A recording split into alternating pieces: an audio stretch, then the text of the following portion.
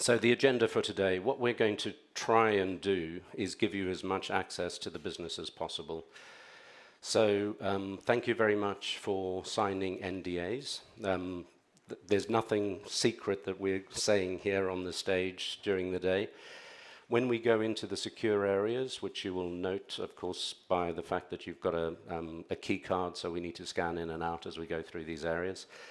Anything you see in there, you cannot report on or take notes on or whatever, but you'll be seeing us as we do our work on a daily basis. We thought it was a better way to do it than to sort of go in and show you a bunch of guys sitting in front of blank screens. So we're going to do the tour. We're then going to go through a series of case studies which are going to illustrate some of the messages we want to get across to you. And it's worth saying that the whole day really is geared around what Keywords is here in Montreal and in the Americas more generally. It is not an attempt to try and cover off everything that we do in Keywords. It's really focused on what you see here in Montreal. We will have, obviously, opportunities for Q&A after pretty much each session. We're also going to be running a little panel where we'll be asking questions of people that are involved in day-to-day support operations across HR, finance, IT, security, and so on, just so that you can get a feel for what it means to support the businesses that we buy and how we integrate those operations. Going on again to remind everybody about this fantastic industry that we serve. It is the video games industry. It is $140-odd billion in size, far bigger than Hollywood and TV and so on. And it's growing. It continues to grow at a rate of something like 6 to 10% per year. This particular analyst reckons it's going to grow 9% per annum and become nearly a $200 billion industry by 2022. So we have that in our favor. That's obviously a sort of a structural tailwind for us. The other thing that is driving our business is the overall content demand. So our consumers, our gamers are insatiable when it comes to content. It's hard for our clients to keep up with their demand for more games and more material within each game.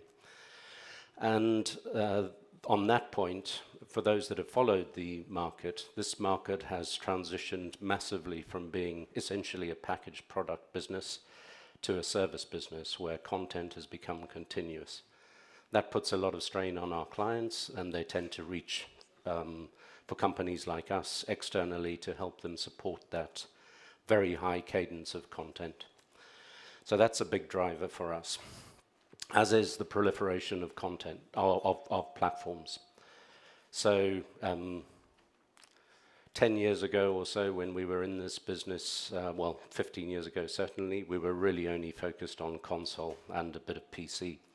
Now, of course, games are played on mobile devices, they played on augmented reality, they played in virtual reality, played in consoles, handheld devices, specialist handheld devices, on televisions, all over the place. So that proliferation of content, of platform, creates opportunities for us in preparing content for different platforms. Within our industry itself, as a kind of outsource provider, there is a very clear trend towards the use of outsourced services in the industry. So the industry is still quite nascent. It's only 30, 40-year-old industry. And not that long ago, probably the only way to make and to get a game to market was to do it all yourself, which is why we have a lot of publishers in this space that don't necessarily look like publishers in any other industry. You know, these are publishers that own all the means of production themselves, and they're very vertically integrated. So as they come to deal with this increasingly complex environment, one way in which they can reduce some of that complexity is to start using external development partners such as ourselves. The other thing that we certainly feel, and we hope we are going to be able to show you that a little bit today, is if you were to sort of put yourselves in Keywords' shoes, even in 2012 when we first came to this city, we were so much smaller than we are today that in many ways we've had to build Keywords in order for our clients to be able to understand how they could use it. You know, there wasn't a company of scale that they could engage with. So it's kind of a question of, you know, building it and they will come. And we felt as if in some of our services, certainly we built it to the point where our clients are now coming. And another important opportunity for us as a business, both in terms of exactly what we do today, but also in terms of where we might potentially at some point in the longer future look for additional growth markets. We, in the games industry, games they really sort of occupy this, I should put my coffee down so I could use my hands. They occupy the point in the pyramid, the very pinnacle of interactive content. It's the most sort of interactive of all content type. And increasingly, other content types are becoming more interactive in order to get higher engagement rates and so on with their audiences. That's happening in film and television, in e-learning, and in the wider enterprise space. So the use of game engines to make content interactive, and then obviously looking to people like Keywords that are specialists in this field for those sort of support services. For us as well, the talent type and the tools and techniques that we've developed for servicing the video games industry are very applicable for what happens in film, television, and these other areas. So at some point when the time is right, you know, we may well decide that there's a growth opportunity in an adjacent market. We've been saying that since we IPO'd in 2013. We haven't really made any serious moves into those spaces. And the simple reason is the games industry is keeping us more than busy enough as it is. So a little bit of the journey so far for us. So in many ways, Keywords' growth story started in 2009. At that point, we were 50 people in a single location in Dublin, Ireland, providing a couple of services to a couple of clients.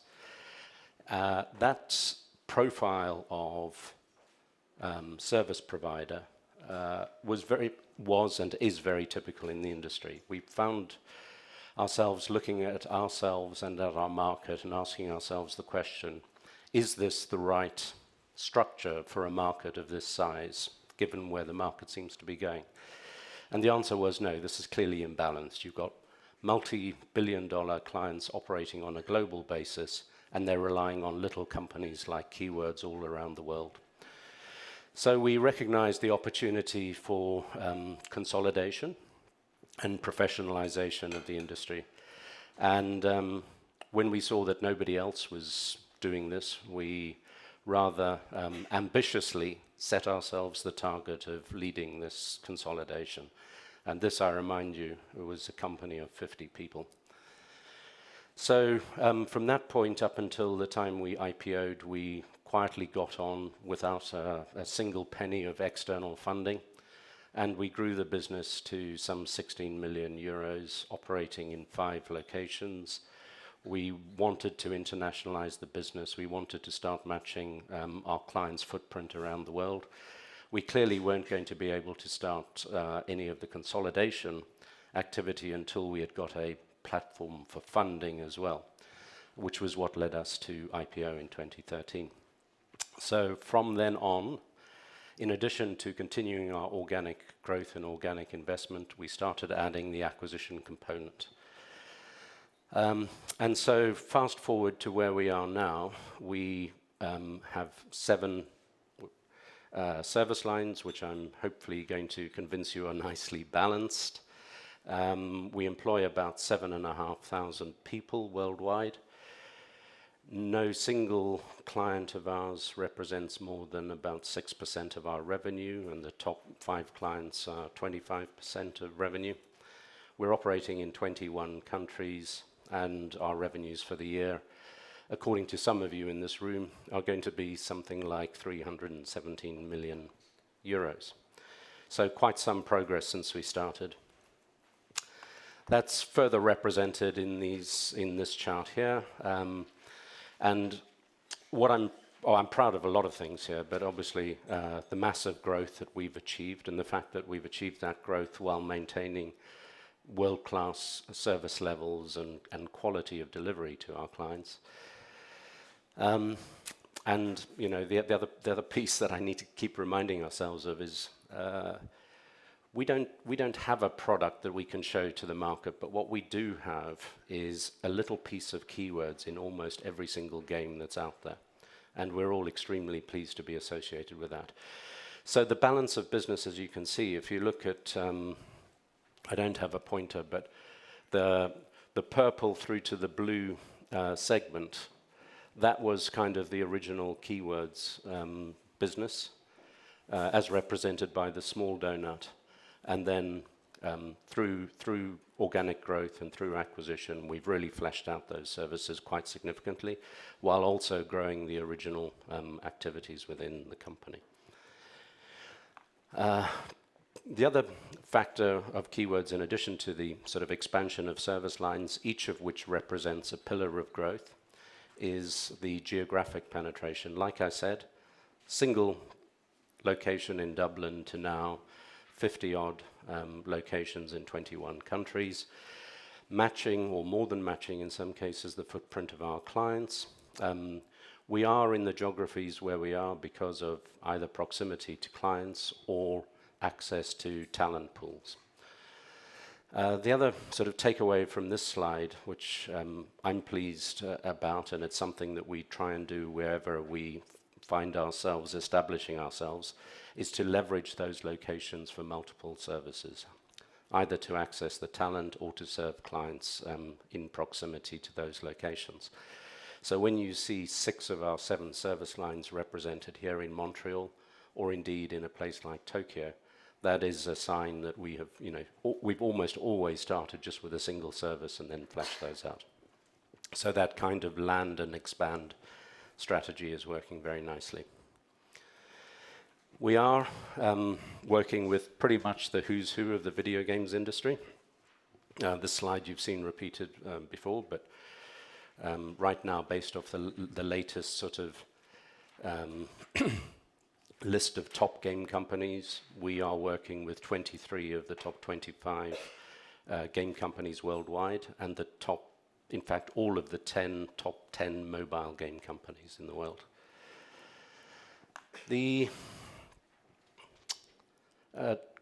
Coming back to talk about the individual services that we're in and why we are in those segments and exactly what's happening with them, I think this chart is particularly useful to understand the trend towards outsourcing and how that's not universal across all the service lines. But if you look at that big red graph at the top, that's the game development piece. It's the biggest single market, and it's the one where the trend towards outsourcing is being felt very immediately at the moment. There's a huge push from our clients for companies like us to help them with the production of their game content. We also see that in the blue line, for instance. So blue line is what you'll see a lot of here today, which is functional testing.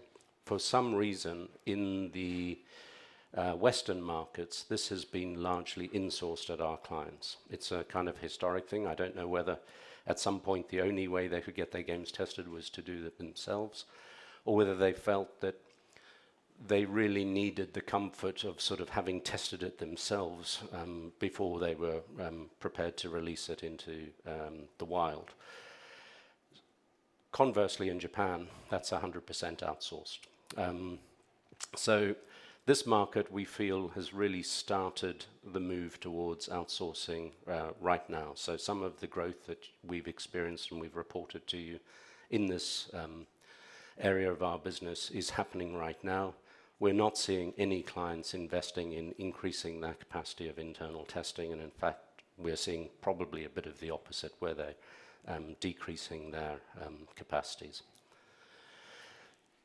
Moving on to a chart that you won't have seen before. This is my famous peacock chart. I've tried here to introduce you to a slightly different message. So, sitting where we are, we believe that there's a little bit of a transition going on in the industry. So, and it's not quite as clear-cut as this, because there's a mix of all these models going on. But down in the left-hand corner, you have a situation which is still being perpetuated in many places, which is an individual game developer. All the services that we provide are essential to creating and supporting a game. So those guys are having to either internally source or externally source all of those services uniquely for their game development in an individual studio. The next evolution has kind of been publishers coming along and saying, hey guys, we now own 10 developers, or we own 15 developers or something. It doesn't make sense for you guys to manage all of that directly yourself. We'll provide that as a kind of service, a central service within the publisher. And so Activision, Ubisoft, Electronic Arts, all the big publishers have central services divisions providing these sorts of services to their internal developers. It's not exactly a pure model, because a lot of those developers go and source some of these services directly themselves as well. And then the next iteration of the model is illustrating again the benefits of aggregation. So if you take any single client, publisher of ours, I don't know, what have they got, 10, 20, 30 titles that they're working on in a year. You take a Keywords that's working across multiple publishers, multiple developers. Somebody told me yesterday that we actually have 110 games in-house at the moment, just here. So there's a very different scale, and obviously with that scale can come better investment in any of those service lines, and eventually, we should become the experts in all of that. So why try and replicate that expertise game studio by game studio?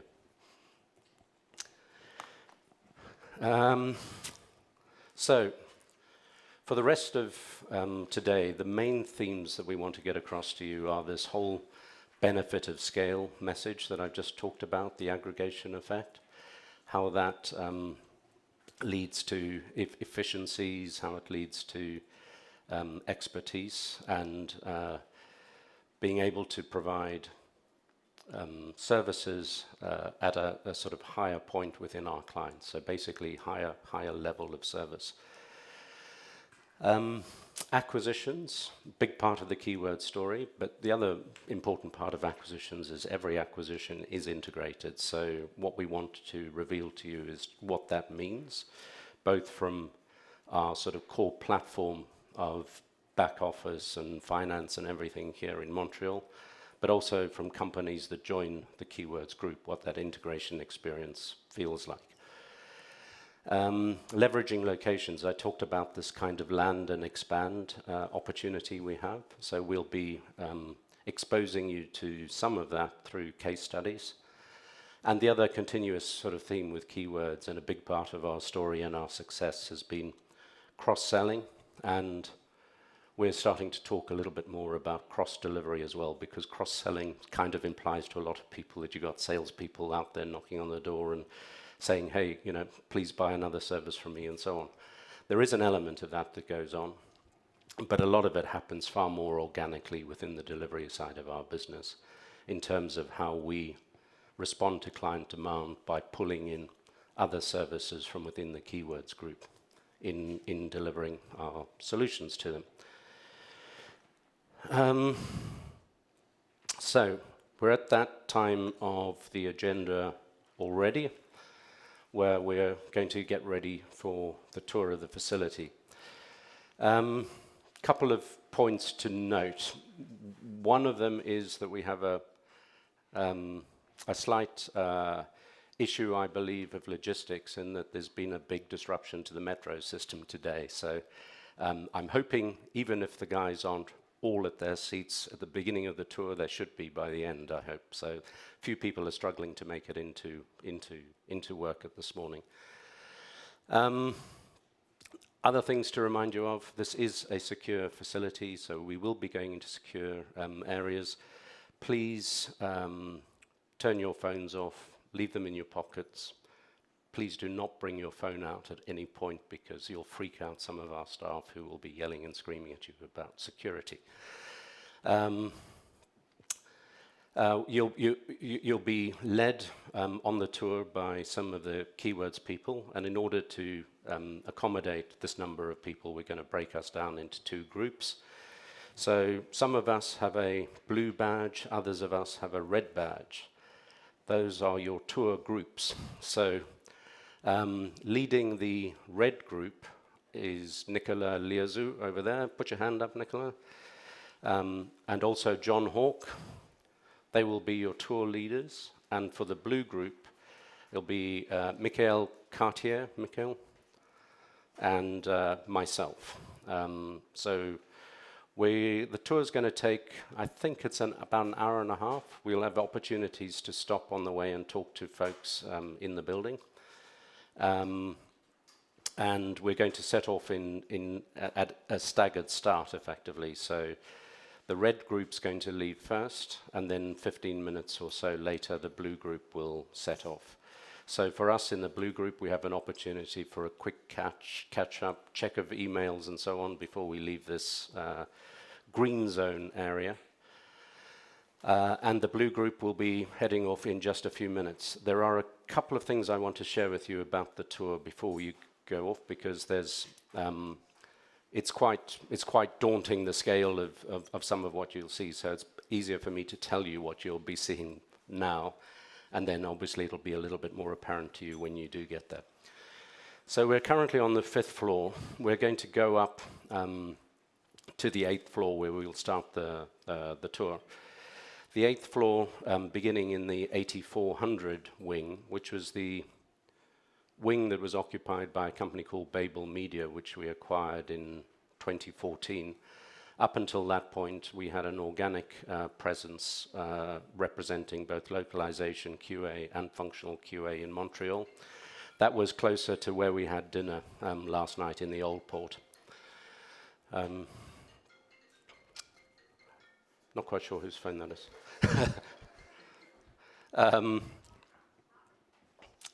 So we're going to go up to the 8400 wing. So only, I think up until 2016, 2017, that was all we occupied in this building, just that one wing. Since then, we've added all of the other blue areas to the map. We're going to take you immediately into one of the secure zones, and you'll see a fairly typical testing floor. We're also going to show you some of the sort of closed, more secure areas where certain of our clients have particular requirements to lock down a project, sometimes because it's sensitive hardware or something that's being tested. Where we can show you those rooms, we will do. There are a lot that we're not able to get access to. We'll then introduce you to some of the support functions, because you'll see a lot of people testing games. What you won't necessarily appreciate is what it takes to support all of that activity. So you'll have an opportunity to speak to people in IT, in finance, in production planning, and so on. And as you can see on the plan here, what we've got currently are 1,145 production seats, testing seats effectively, and support staff of about 166. Now within that support staff you have people that are directly supporting production, so providing equipment that's needed on the production floor. There'll be scheduling, planning, resourcing, and all of those activities. But also in that support number are shared support people that will be providing finance, IT, security, and so on. And those guys will be actually providing that service across the Americas and in some cases on a global basis. So I'm going to pause there, just check with anybody if I've missed any sort of housekeeping or security messages. I'm all good? So first of all, I hope you enjoyed the tour. I'm sure you got loads and loads of questions. We'll have people, some of the people that you've seen and some that you haven't seen join us for lunch, and obviously we're here to answer questions as well as they come to mind. So at this point in the proceedings, I'm going to hand over to Nicola, who is the Regional Managing Director of the Americas, who's going to take you through a little bit of the story of the business that you see here in Montreal and its growth journey. Thank you.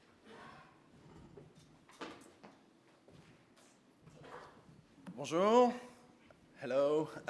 So my name is Nicolas Liorzou, Nick. I'm the Regional Managing Director for the Americas, North, Central, South America. As such, I mean, most of my job is to manage the back office platform across the region, as well as making sure that everything gets integrated between the business and the back office through the region. So we thank you for all of you for coming over with the warm and sunny Montreal. I hope you enjoyed the tour. Just to like to show you a little bit, I mean, what is Montreal and how it all happened here somehow, and why in Montreal up to a certain point. So just to start with an American standpoint, the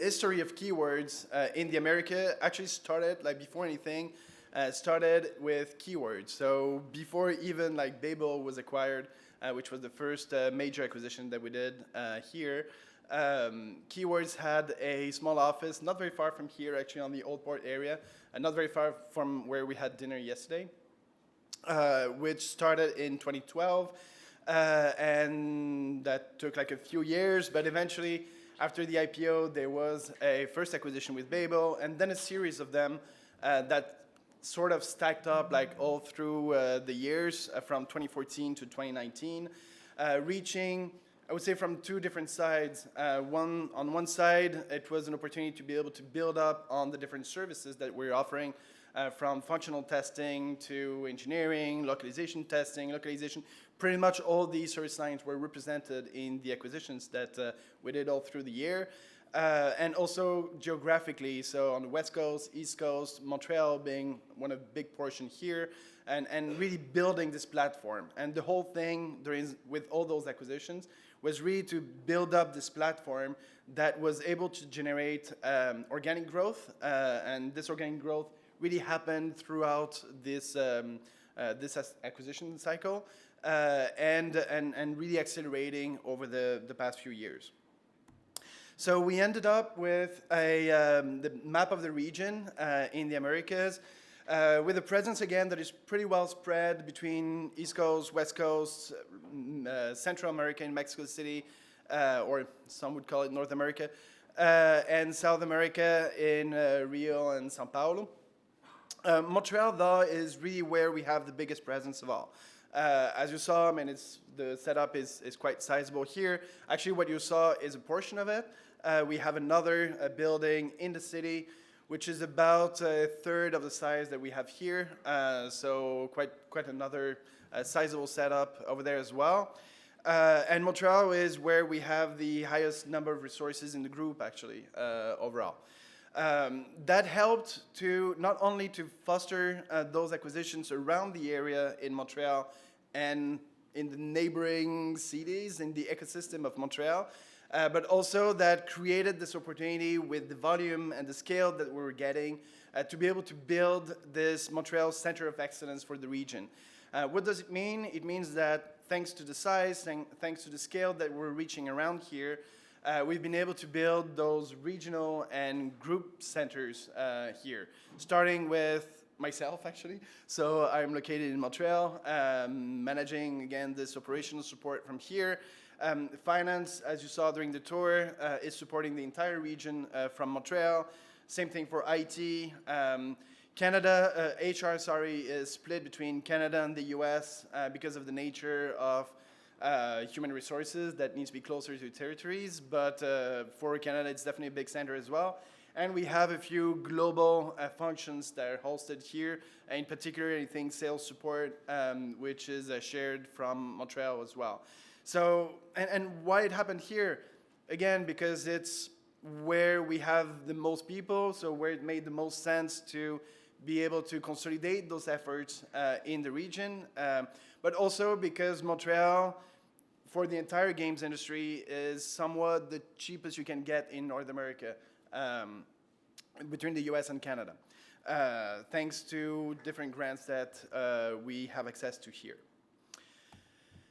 And that led to what Montreal has become. So again, we're going from the region to really more focusing on the journey of growth that we faced in Montreal. This is a representation of the headcount that we added up through the years from 2012, that's when, again, we had the first operation running from Keywords. So it was Keywords Montreal, mostly localization and functional testing. It took a few years before things really kicked off. That happened first with, again, this acquisition of Babel. Then a couple of years to really build up this platform, adding like a few services one after the other. And eventually, first with the acquisition of Enzyme, and eventually VMC added up to the group. That's where we could see, like since the acquisition of VMC at the end of 2017, how we've been able to really launch this growth and really accelerated growth over the past couple of years, thanks to the fact that we just reached this volume across the region. So that would be really how that happened around here. And we believe that it's quite a significant story and representative of what we're doing at a group level. Andrew, thank you. Thank you. What's up next? Who's up next? Introducing the mini case studies. Yeah, we're going to have questions in a bit later. So we're actually going to sit down, and you're going to be able to throw questions at the people you want to answer for. What are you signaling with me?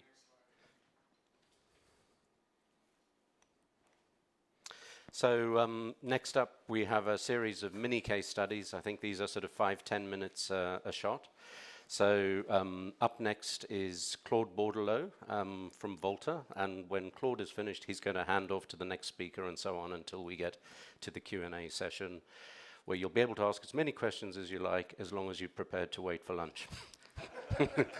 Claude, all yours.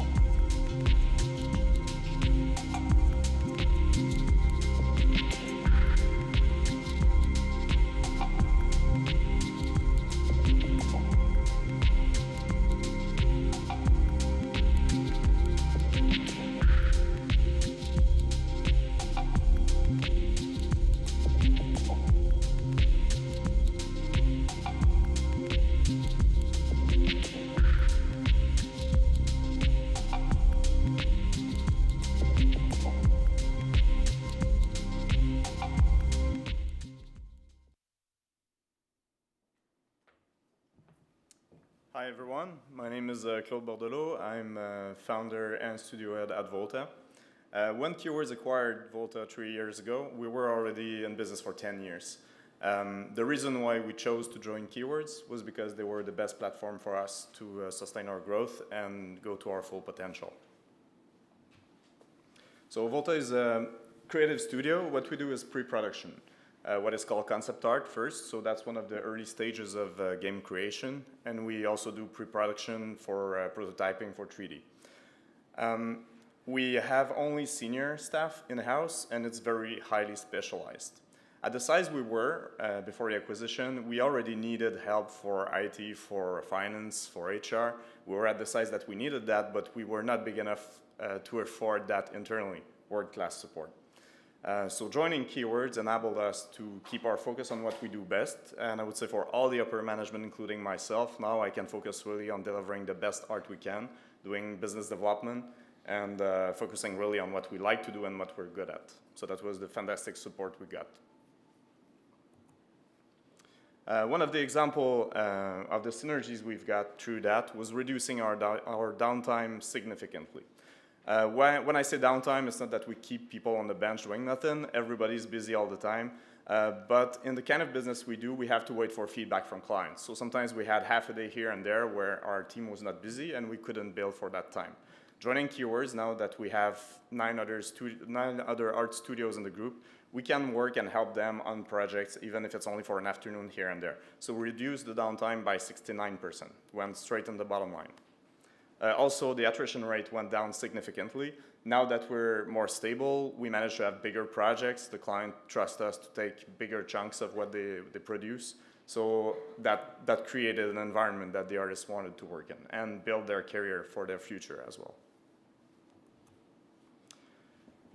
The art group currently is covering pretty much all the process of game creation for art. And when Volta was acquired, we were the first studio that was acquired at a very early stage of the game creation, doing concept art. So after that, we could send the client and the pipeline through the rest of the production process with the studios we have in Asia and the other experts we have. And now that Keywords is going into marketing, we are even earlier in the process. So the client will contact us even when they don't know what game they will make yet. So we will be consultant, we will help them for greenlighting their projects, and then we'll develop all the visual for them, and we can handle all the production of all the assets of the pipeline. So you can see that in 3 years, we managed to double our top line because of those kind of synergies, and the fact that we're able to really focus on what we do best. So in short, video games are an art form on itself, and what our client want to do is to create the best game they can, and what we want to do is create the best art we can to support them do what they want to do and what they do best. So we are the best partner for our clients by the fact that we can cover all that pipeline, that we are really focused, and with the synergies we create with the other studios in the group. So with that, being part of Keywords really helped Volta to grow to the next phase and be able to serve our clients even better. With that, I will let Louis present his services. Thank you.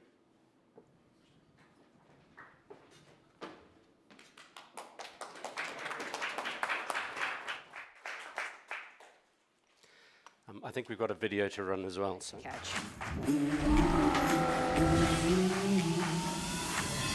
Never thought I would get this far, but I guess I live for the moment. People watching my every move, but for now I stay frozen.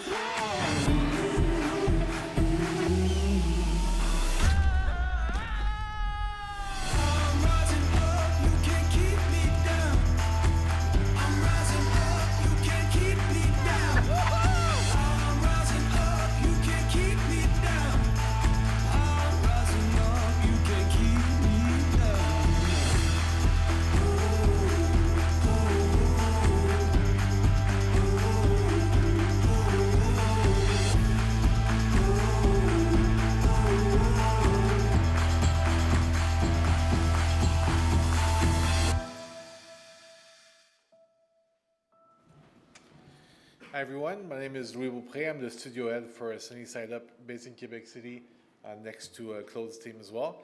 A little bit of background about who we are and what we do. We are a marketing creative agency, as you just saw in the trailer that was just shown to you. And we specialize exclusively in video gaming. So 2 things important here is what is a creative marketing agency. Basically, it's a one-stop shop for our clients that works in the video game industry for everything marketing that they need. So that starts with strategy, but also goes all the way up into production. Key arts, branding, logos, and our bread and butter, which will be in-game trailers. And that brings me to the part that I mentioned as exclusively in video gaming. It's a very unique thing to do what we do, in the sense that if we compare, by example, to movie trailers, when you have a movie trailer, they send you the movie and they send you a brief of what the message is going to be. So you watch that 2 hours of the movie, that camera's all placed, everything's done, and you just pick the pieces out. What we need to do is we need to play 60, 80, 100 hours of the game and pick out those pieces into this. And we need to know the technical aspect of how to make it look good. We need to place the cameras, we need to direct, we need to change the time of day. So that's a lot more technical, and you need a lot more background into what you're doing. So that's why we do it exclusively for the video gaming. We don't think we can be good at everything, but we are really good at what we do there.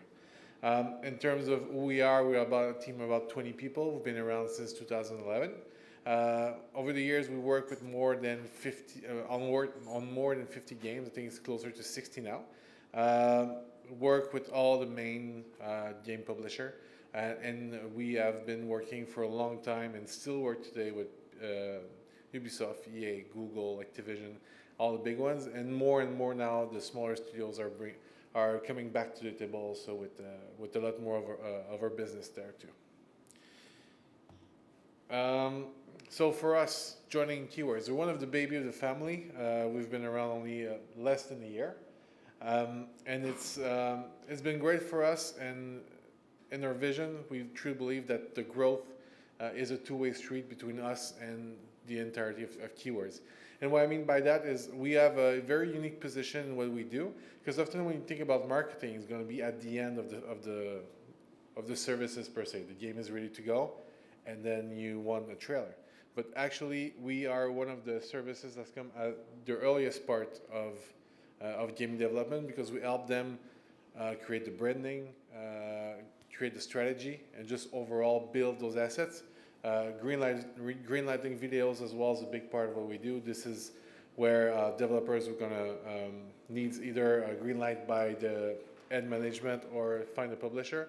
We're going to make videos, and we're going to help them at those stages too. So being that there, it allows us to also be very early and to kind of plant the seed of working with the entire group and to build that trust very early on. So that's how we leverage our presence for the group. And the other way around, I don't think there's a single service that represents integration as much as marketing can do. As you can imagine, in a trailer, we need audio work, we need animation, we need VFX, we need engineering to help us in terms of the build and what we need to do. So we leverage that presence, what Keywords can bring us to a place that we couldn't do on our own, being the small team that we were in Quebec City.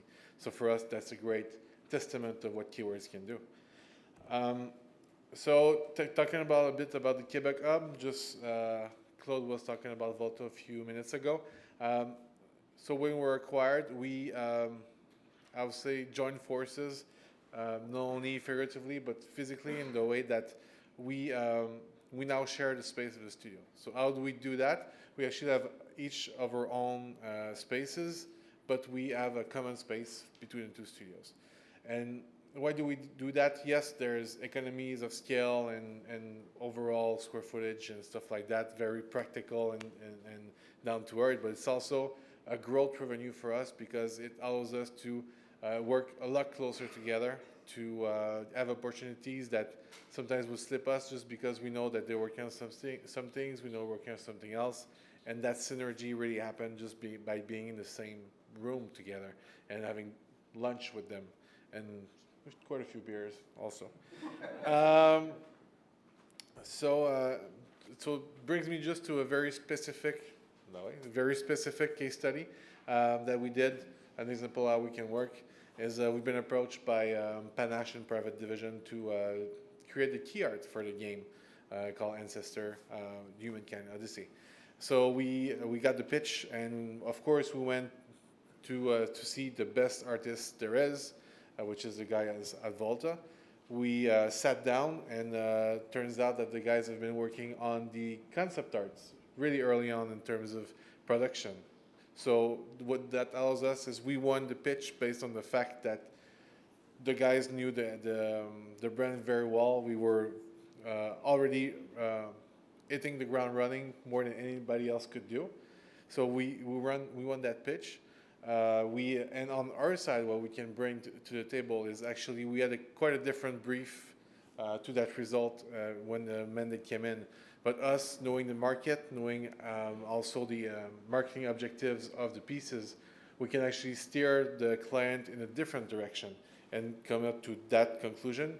And actually, the clients will react to that because we have the knowledge of the industry, and so it's not only just execution, but we can steer in the right way on the strategy side. And on the back of that, we won 2 trailers after that fact because the mandate went so well and they were pleased with our work. And that's a greater relationship now that we have with Private Division, the publisher of that game. So that's just one of the many examples that I can show you about how very concretely synergies can work when 2 studios works together. But that's just, and that happens on every level with us. And now I'm gonna hand it over to Karsten, colleague in Montreal. There's a little video, I think.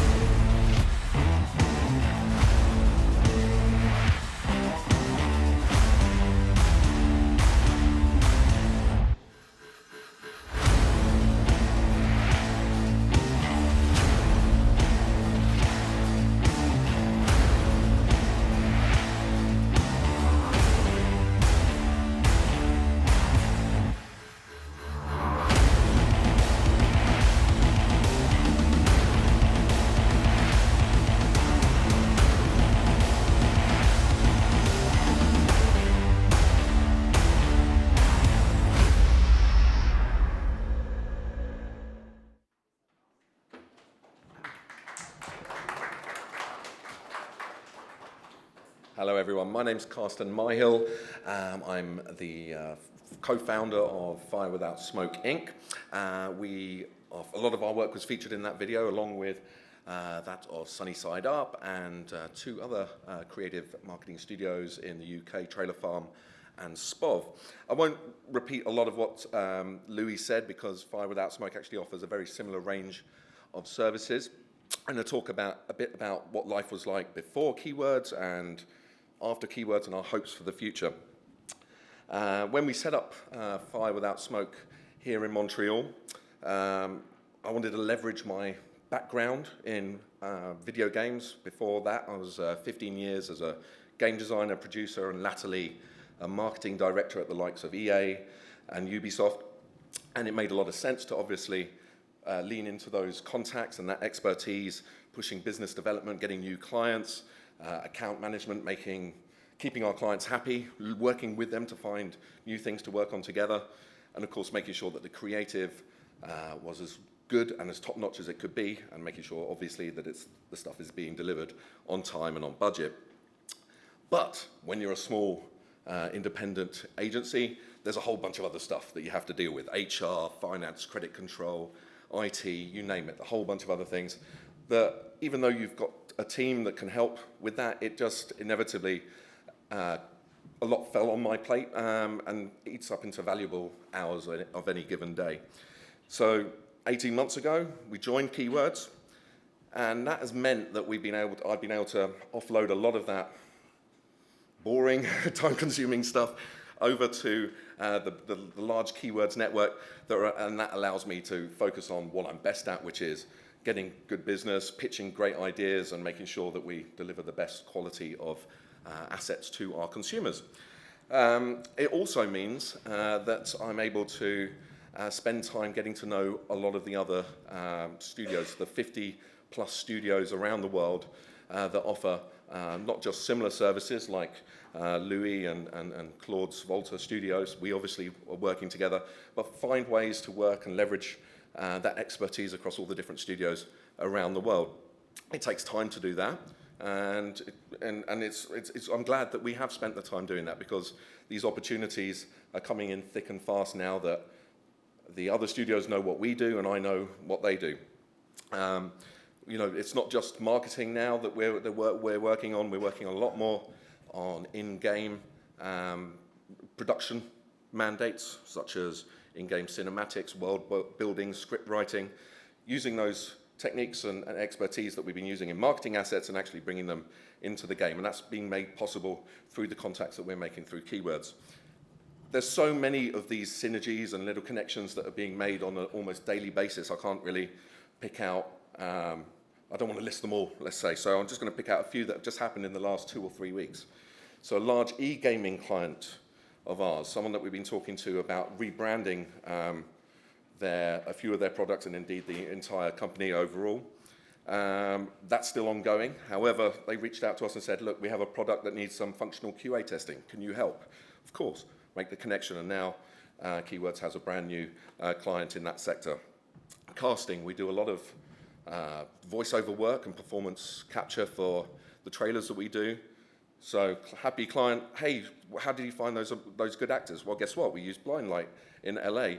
Oh, can we use them for our next game? So that connection's made, and now Blindlight have a new client in game development. The list goes on: sound mixing, music licensing and creation, player research, new game coming up early next year for Alpha. We've just made a connection that they're going to be testing the game right here, down upstairs actually, early next year for a new. So there's a new client coming in, just all through a trailer mandate that we did last year. Also, on the most basic level, every single asset that we produce now, we say, oh, do you want localization done as well? Generally, we have to deliver our trailers 4, 5, maybe up to a week before the actual real due date, before it's actually released, because the client wants to do the localization themselves. Well, we're taking that step away from that step out of the picture. We can actually do the localization throughout the process. It doesn't take 4 or 5 days. We can do it much more quickly, deliver it all at the same time, and it gives us a little bit more time to produce the asset and get those crucial extra few days to make it as good as it can be. Yeah, so, I mean, I just got back from Los Angeles yesterday. Had dinner with some old production friends from EA and from Ubisoft. And the audio director and audio producer of 2 of the biggest games being produced in LA. I won't mention the names, but they're as big as they can be. And once again, they were very interested in hearing about the 3 or 4 potential partner studios that can help them on their audio tasks for the next project. So this is just all happening through connections with people, relationships, friendships, not just within Keywords, but outside, and building these relationships. We're all people. There's people making these games, and it's all about bringing these people together and building trust amongst us all. So I think that's it from me. I'm going to hand over to Andrew, and then we're going to do a Q&A. How do you manage, in a sense, perhaps the competition between different parts of Keywords? So from a sunny side up point of view, you know, are you competing potentially with Trailer Farm or Fire Without Smoke, sort of?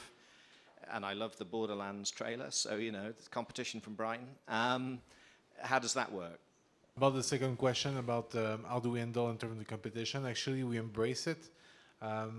The way we actually got into the family is the guys at Fire Without Smoke pinpointing us out and go like, you need to get those guys. And we embrace that in the way that we are doing, it's a creation service. So we, that's what we pitch, that's what we are. So even if we do similar stuff, it's always going to be with our own flavor, with our own creative approach. And a client react to that.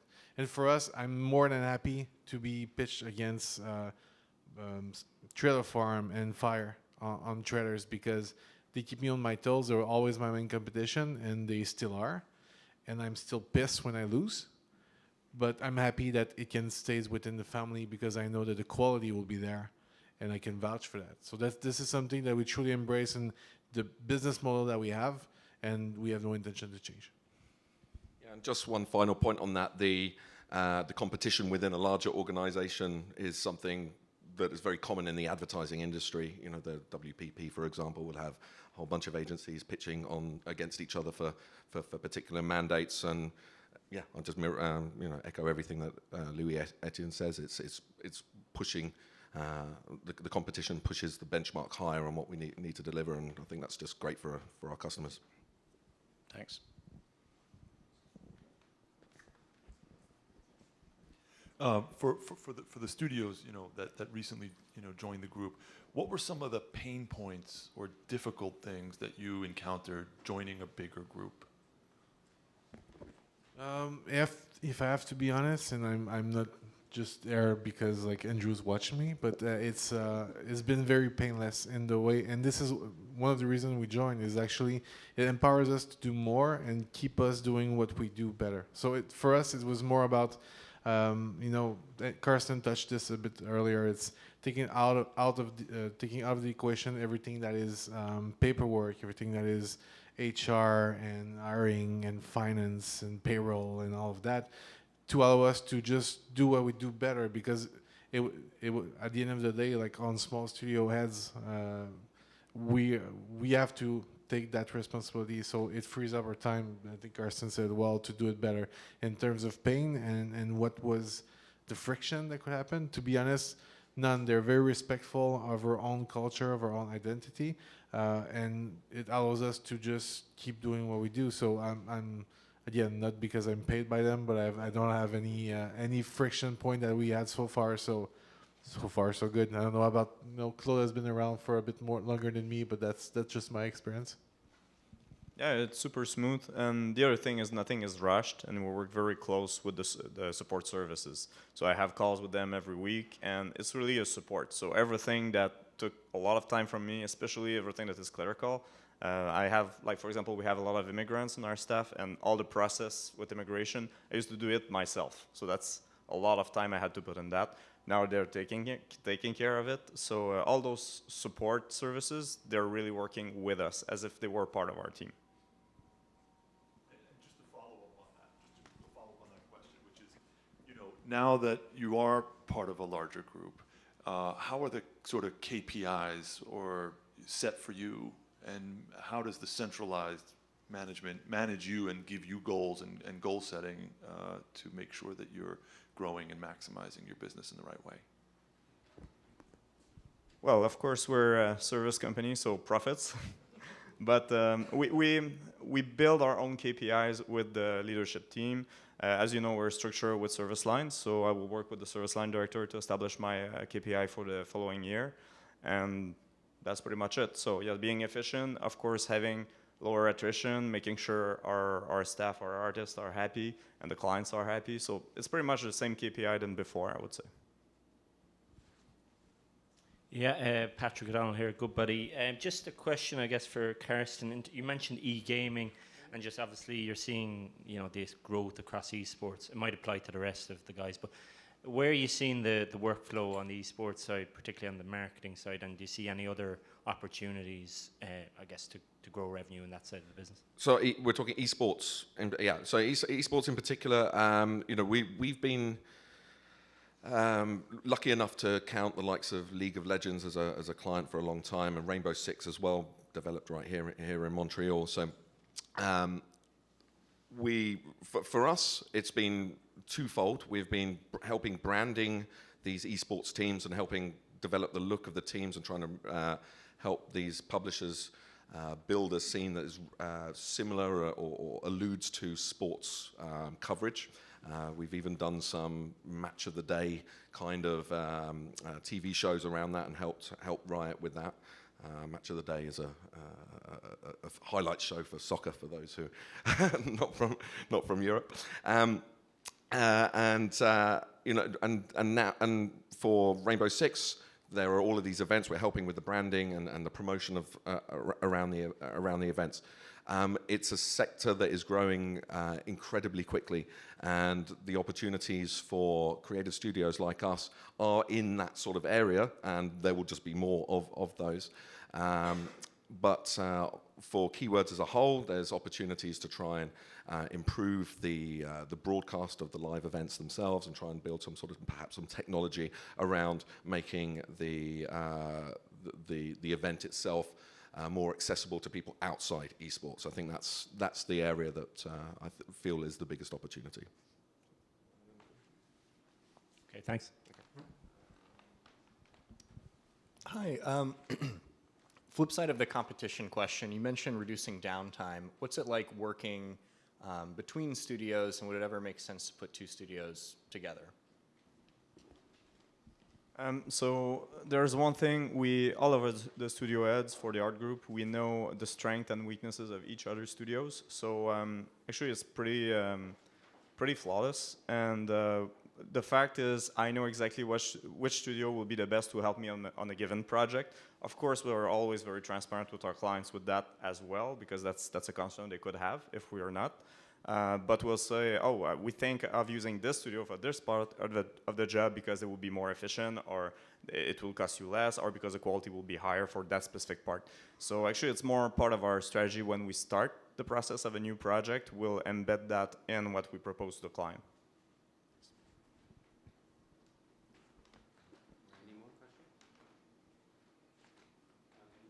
Ken, I might just ask a question as well before we move on with another question, because I know this has come up. We're talking here about studio heads and founders and so on that have joined the company. It's interesting, maybe just to touch on your journey, for instance, Claude, having joined the Keywords Group, but having previously sold your company, and Louis Etienne, I mean, you're sitting there as the head of Sunny Side Up, but actually you're not the founder, so it might be kind of interesting just to share some of those anecdotes as well. Sure. I mean, yes, I'm not one of the founder. Actually, we changed the structure, and that's actually a very positive effect also of Keywords. Is the founder was also the creative director of and still is creative mind behind Sunny Side Up, and joining the studio was an opportunity for him to bring back to what he wanted to do, and what he shines at is creatively lead a studio. So this is something that's been very positive for us. And at the end of the day, like there's always those talk of like are the studio heads just going to cash out and leave? For us, and this is why I think we're all seated here, is for us Keywords is exactly the opposite of that. We see Keywords as a vector and as a way to actually do things that we couldn't do as just individual studios, individual people. It brings a lot of power to what we can do, and it's always been about the end game of doing what we do better and doing it more. So we don't see studio heads leaving. It actually empowers us to keep doing what we do. So that's my experience on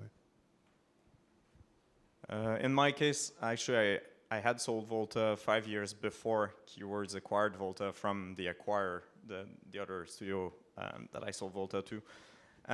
And thing is, I'm an entrepreneur, and my job and what I enjoy is growing my business. And the only reason why we joined Keywords was because of the vision that Andrew had. Because it was not a financial decision for me. I didn't make money on that deal. It was really the vision that he had. I believe it was the next step for me for bringing Volta where it could be. So that was the only reason. And there's another thing too, is to my knowledge, there's nobody else in the market that is doing what Andrew is doing right now and assemble the right players. And he's not acquiring any company, he's acquiring the right ones. And this is a skill that you don't see very often. So for me, that was a no-brainer. That was the best way to not only grow my own studio, but also build probably what will be the leader and is already the leader, at least in the art field, the part I'm working at. And I see that we're very successful so far in that, so that was the right decision. Great, thanks. That was your question. Sorry, Ken. No, I just wanted to ask, you're all based in Canada, I believe. Are you finding it as easy to interface with other parts of Keywords in other geographies, Asia, the UK, or other places, or Is it as seamless and easy for you to interface? Yes, it is. So that's the short answer. First, we travel a lot to meet with our clients, but we also go visit the other studios, so that helps.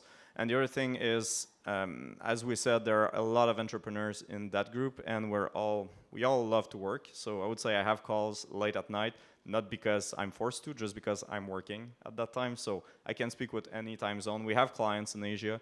For example, for Volta, we have probably like 30% of our revenues is coming from Japan. So I have to be up at those hours so I can speak with people in Asia and vice versa. So we have calls every other day pretty much with other studios around the world. What I can add to that is also is just the structure how Keywords is built. We have the service lines that we have meetings and talks and calls all the time with them. And what we found is wherever we are, it's such a global industry that the realities are the same. So it's just actually quite comforting to talk with people that have the same reality, and we can structure a way to work with a client that we couldn't do before because they have that expertise that we didn't have, and so on. So it's very an integrated network that we're already all doing stuff internationally. Our clients are everywhere. Having now studios around the world to actually match that is just positive because sometimes it could be friction for time zones. So now we can have people next to them, next to the studio, handling the day-to-day and us doing some work. So all that is actually, I haven't seen any friction there. It's actually just a plus because the reality of what we do between marketing studios wherever we are, between our studios wherever we are, is pretty much the same. Yeah, and I'll just expand a little bit about what I mentioned in my little talk. Keywords are very supportive of summits between for all the different service lines. So, that's how I got to know Claude and the rest of the art service line very, very quickly. And after joining the family, we meet up with each other and other service lines at big touch points like GDC and XDS in Vancouver, which is becoming increasingly important for us. And then, there's other events such as E3 as well, where people get together. And it's, again, it's my point about getting to know people and making friends. In terms of communication, a bit like Claude says, any time of night, when you know the studio heads and key players at the other studios, it's very easy just to send a text message, just to each other and just say, hey, what do you think of this? Hey, are you free, any hour of the day, because you're basically friends, and that's one of the strongest things I've felt about being welcomed into the family.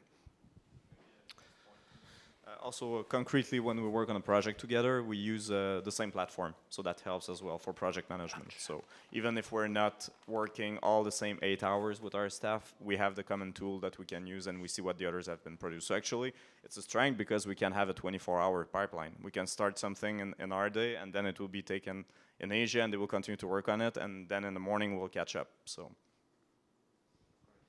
Okay, I think we'll wrap up the Q&A session now. So on to the second half of the day. We're going to be talking about, in particular, acquisitions and integration with more of an emphasis on integration, but obviously before you integrate you have to acquire. So you'll have opportunities again to ask questions around the whole subject when we get to the end of this particular part. But just to remind you all on why we make the acquisitions we make, and I think it's quite well illustrated in this slide. So the bar graph you've seen before, and it represents the size of the markets that we're focused on, and also the penetration of outsourcing.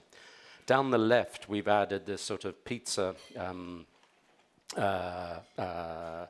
representation, which is a very sort of crude representation of where we believe we are in that journey to become the go-to provider for each of those services. So this really helps you understand why we make acquisitions, where we make them. So obviously, if we're already the go-to provider in a particular sector, it doesn't make a huge amount of sense to buy more companies. We're not, we've already got critical mass, and we're already receiving probably more than our fair share of demand for those services. So clearly, and I think I've already mentioned it, a focus of ours right now, this year, next year, and probably for the next couple of years is going to be in the game development side. We've already made half a dozen acquisitions in that space, and you'll be hearing from one of them later on. Conversely, the functional testing side of the business, this is much more concentrated. There are not that many people that play in this space, partly because of the barriers to entry that you would have experienced when you walked around there. You know, the scale, the operational intensity, the extreme agility that we're living with. Very, very hard for anybody else to start a business like that and to get those efficiencies, so to match us. Plus, of course, the secure infrastructure and the fact that you have to be trusted by the platform holders to acquire and use the specialist equipment that we need. And then I guess, you know, the other area that we've mentioned, and you've already seen 3 companies actually 2 companies on stage that are in this space of the marketing services side. So that's something else you should be expecting from us, is some acquisitions in that space as we develop scale to become, you know, hopefully the first truly global video games focused marketing services business. So at this point, I'm going to hand over to Nicholas, who's going to take you through a bit about integrating, what that means, and then we're going to go into some in-depth case studies. Thank you very much, Andrew. So focusing on integration and just starting with a general approach on how we integrate, why we integrate, how that works within keywords, but also then afterwards we'll have a couple of case studies, both for VMC, so we'll be covering that part, as well as Snowden on the engineering side in Ottawa. So just starting with the integration and the basics of how we see integration, just to note first that we do always integrate the companies that join keywords. There are different layers and ways to be able to integrate those companies, but regardless, we always integrate them. And this process of integration starts very, very early in the process of acquisition even. And I would say even before we get to sign a letter of intent with a potential seller, we already evaluating how the company is built, what are the different aspects of the company that we need to focus on, and most of all, what are the impacts that we foresee in how the company will integrate with us. And based on this, even again, before the letter of intent, we would start designing what the integration will look like eventually. Then as we get through the due diligence phase of the acquisition, of course, we would do like all the basic checks and verify that everything is working well and that there are no liabilities and whatnot. But for us, one of the main deliverables during the due diligence process and all through the acquisition process is this integration plan. So we would design an integration plan, and this process is made with the people who will be doing the integration afterwards. For us, it's critical that there is a continuity between the people who are evaluating the impacts, are managing and the design of this integration plan, and the people who will be handling that after the acquisition. So we don't go with external teams, and we try to avoid using external teams to be able to help us on that, and as much as possible, use the capacity that we have internally, whether that's in HR, IT, finance, and of course through the different service lines as well. So we build this integration plan, and then we execute on it. And while executing on it, I would say that one of the major first steps in this integration is really the communication part of it. Communication both internally and externally. Internally because we also need to work on the impact, not just for the company that gets integrated, but also for the current employees at Keywords and for the companies that are there already, because they also need to be able to integrate the newcomers. So there is a communication with all the staff on the day of the announcement of a new acquisition. Then eventually we would go on site to the new companies joining us as well to be able to introduce ourselves and explain what the integration may look like. And we also have always a plan for our customers. So we would define a few talking points, but then we also list like all the customers that are impacted by the acquisition, making sure that there is a dedicated, tailored message for each one of them, again, focused on the impacts of all of this. Once we have that, then the integration starts. On integration itself, there are some basics, some aspects of integration that we would always conduct no matter what, starting with the financial reporting, which needs to be consolidated. Also, anything policies with a focus on HR. In most cases, that would be territory-based for anything HR policy integration. If we think about the US, for example, anything regarding benefits, that needs to be integrated very quickly and to comply with the different regulations that are in there. And then something that we also strive to focus each time we do an acquisition is that it's not just about the companies and the services and how we're going to build it all from a corporate level, but also for the staff and the people joining the company.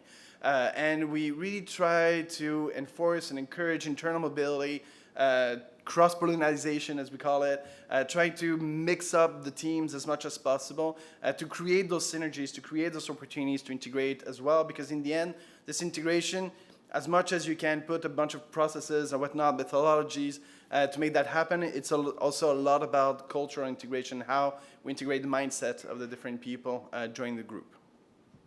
So an example of all of this that was quite intense, because then once we have those basic layers of integration, depending on the cases, we would tailor plans that can be very different one from another, depending on the needs, depending on the impacts, depending on the priorities of the business, depending on the state of the business that is joining the company.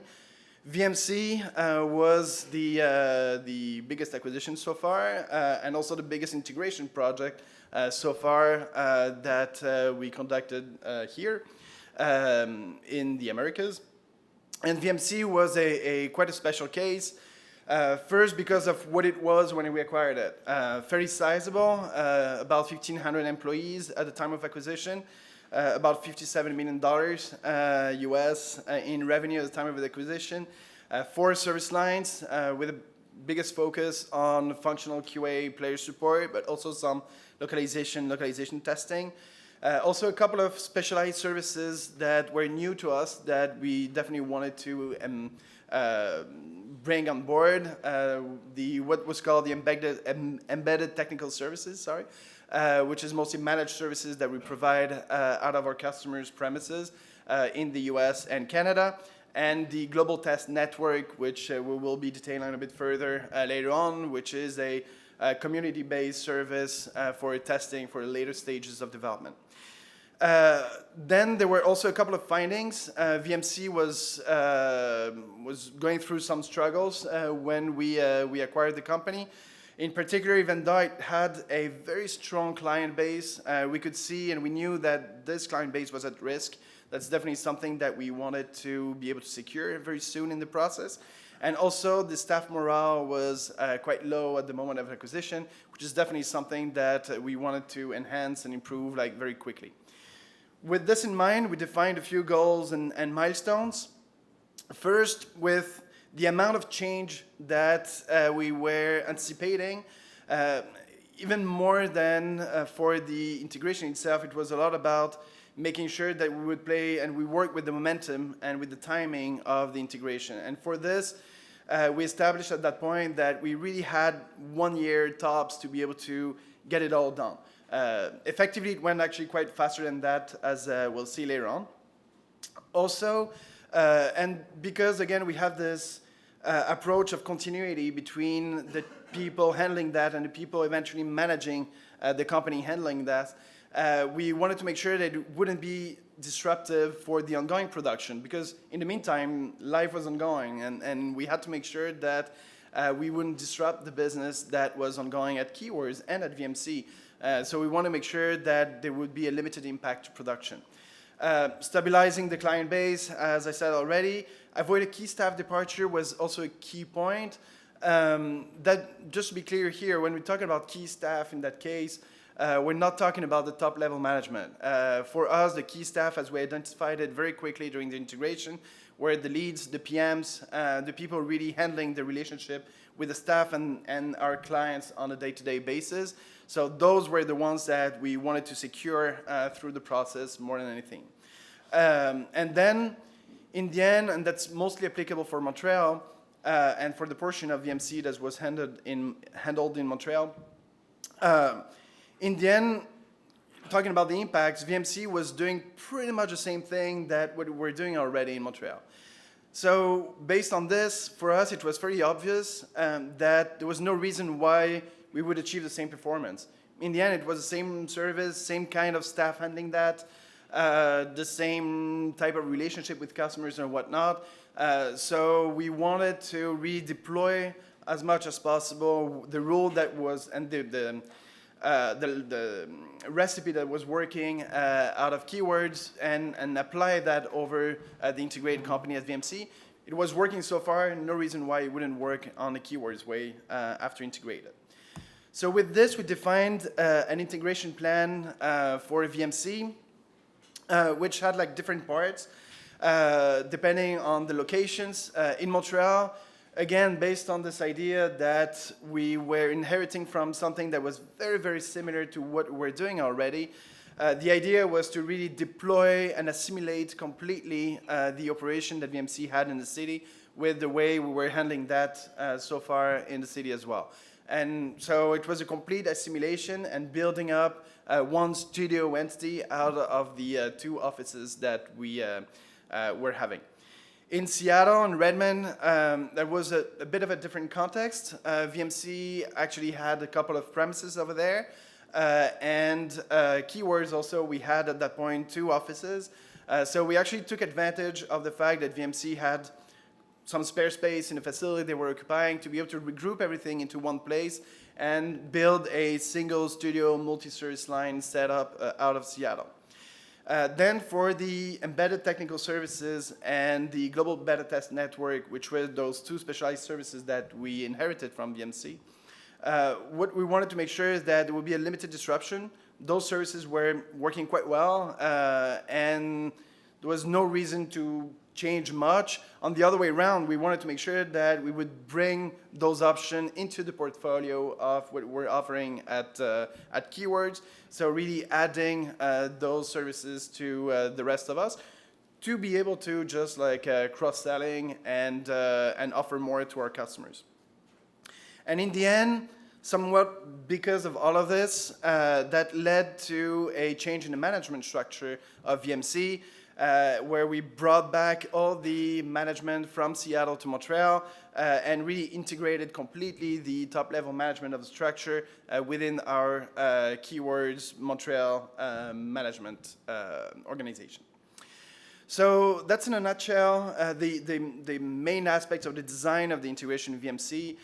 Now we will be going also through the next steps with Michael, who was during the for the acquisition of VMC, who was actually the integration manager of the project. Again, we didn't go with any external help to do that, not just because we don't like to pay for those services, but also because we wanted to have this continuity before and after the integration process.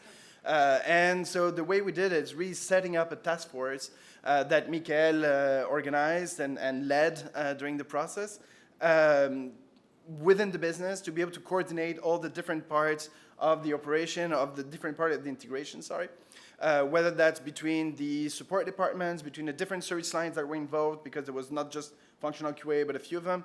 And Michael was really the middleman handling all the communication and the coordination between those different services. And later on, we'll have also the point of view from the service line, from Alex and Mathieu on the functional testing side of things, how that happened on their side and what it led also, so what were the impacts for them.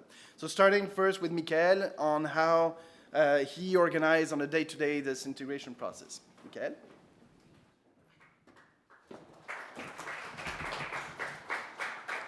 Hi, everyone.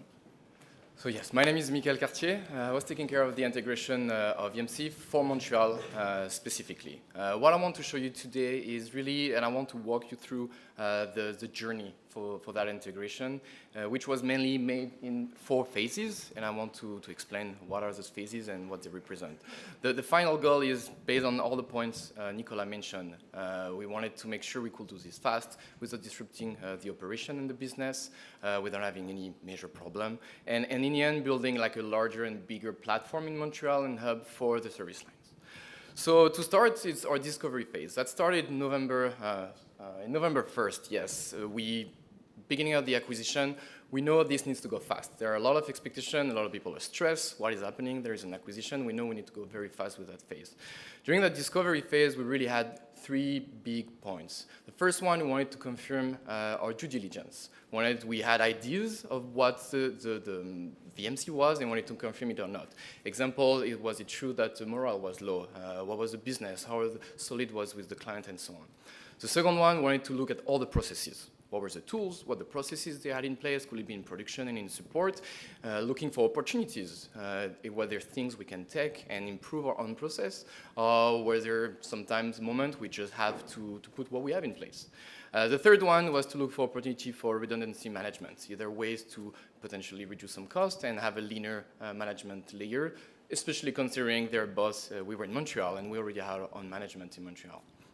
That brings us, after meeting with all key employees, and again, like Nicolas mentioned, key employees doesn't mean the higher management. During that month, he's discussing with testers, with the staff, with the support team. He's discussing with everyone and trying to understand the reality. After 1 month, we had a plan. Every support line from support, from production, knew where they wanted to go, which means that at that point, we can move forward with the redundancy management and take on board really the team and the clients. Which brings us to the second phase, one of the most important, one that is often forgotten, the quick wins. An integration takes a lot of time. There are a lot of people that are anxious, stressed. They are wondering if it's time for them to move to another company. We need to go fast. And during that phase, we need to build the trust. We need to make sure from the staff or from the clients that what we're going to do is going to be better for everyone. At the same time, we want to keep people engaged with what we're going to build. So what it means is through the first discovery phase, we knew how we could very quickly make important changes. As an example was building a training room. Sounds trivial. There was no training room when we arrived at VMC. Staff wasn't trained. What it means the testers were complaining. They said, we don't have enough training.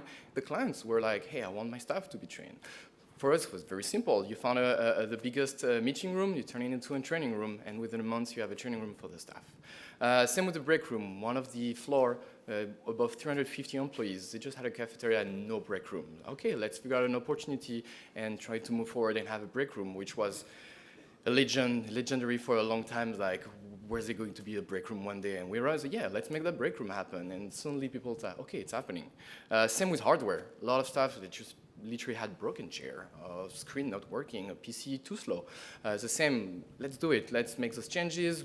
To the client as well, they immediately see that we are making changes that are improving their own business. Finally, quality of life bonuses.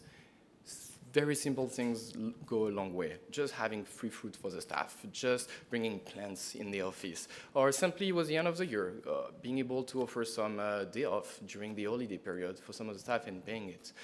Those small and impactful changes really helped us keeping the staff engaged as well as the clients engaged, understood what we were trying to achieve here.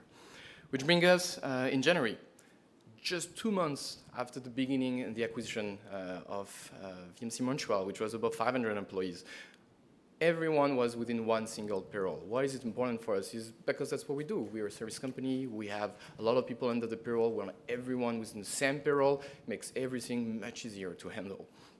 Which brings us then from January to April for 4 months to the biggest changes, obviously. So we're talking about harmonizing all the salaries, putting in place the employee handbook. We had branding everyone, like Alex will explain later on how we went through the branding, but in the end, having everyone under one umbrella, the keywords umbrella. And finally, merging the IT system was a big endeavor. Why? Because that office here in Montreal was handled in terms of IT from Seattle. So we had to cut that link and restore and create a new link with our office here. So it took a little bit of time. It was probably the end. Which brings us to April. In April, all the main systems were either completely harmonized or just like a few weeks to be completely done. Quickly, I want to mention about the communication aspect. You can see on the arrow, that was key for the success of that endeavor. Always communicating. What it means is like every week sending an email to all staff explaining here are all the changes happening on the following week. Explaining, always going back to what we said we were going to do. We were planning to do that, we achieved that, or maybe we delayed there, we're planning it to do next week. Every month having a floor meeting with all the staff when they can ask their question. Ours personally meeting with the staff and every single day having lunch and learn with some of them, always making sure keeping the communication going so no one is wondering what's happening. Which brings us to the final point, the cultural integration. That starts from day one, and it's somewhat still ongoing, because we believe for such a size, it needs 2 to 3 years, really, to go through a complete cultural integration. But as of today, we have 2 locations in Montreal, the one in downtown and one here, and we say it's just one studio. The same processes are in place at every single level in production or in support, and it's just moving forward at that point. I want now to give Alex on the functionality testing the opportunity to explain as well how we work together and how he put his own processes for the functionality team and to make that transition and integration smooth. Thank you.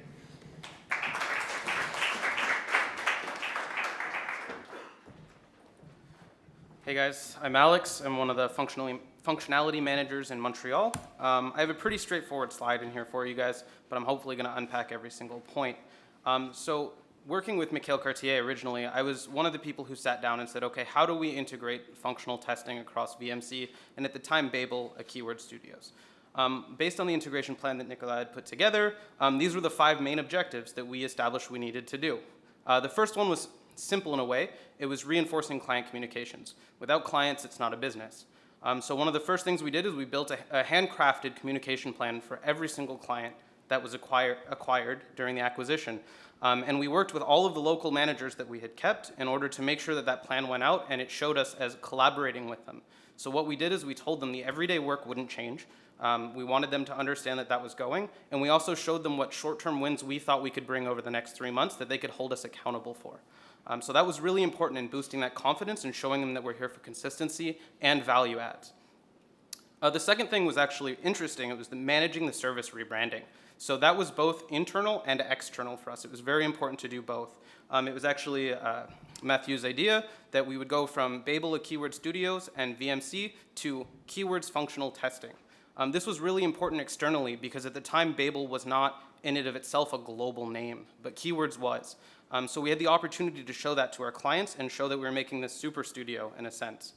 Internally, it was also really important because both studios in Montreal were the same size. So what happens during an integration is one identity will kind of take over the other, right? And you'll have this one amalgamous group of people that are happy that they won and people that are sad that they lost. Instead, we took away both of those identities and essentially put in a new one, which was very powerful in saying, hey, we all want to work together and build this new thing together. The third thing we had to do, maybe if you were in the Red Tour group, you heard me talk about it briefly, the level up system. We have a lot of levels because we care a lot about the career path here. So one of the things we had to do was align everybody. At VMC and at Keywords, we had very different expectations of each role.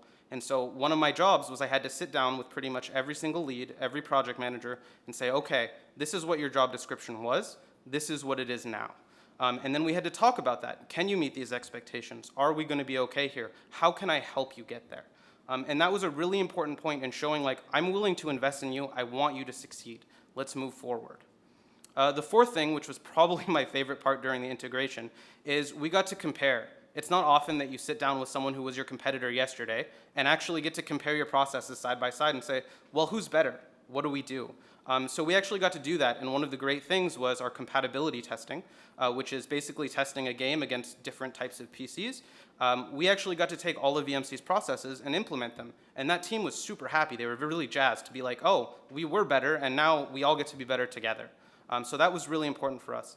And then finally, the thing that we talked about already is we put everyone on a common operating platform. So you guys met our North America HR, North America Finance. It was our goal to get everyone on the same time tracking software, everyone to log their invoices the same way, and make sure that everything went together. In every single case too, the managers that I worked with ended up happy that we were working with tools that had less errors, less redundancy, and overall it was a pretty easy win. So that's it for me. I do want to talk about the global impacts. I'll have Matthew Lachance talk about it actually, even if I want to. And then we'll go to more of the global impact as well. Thanks.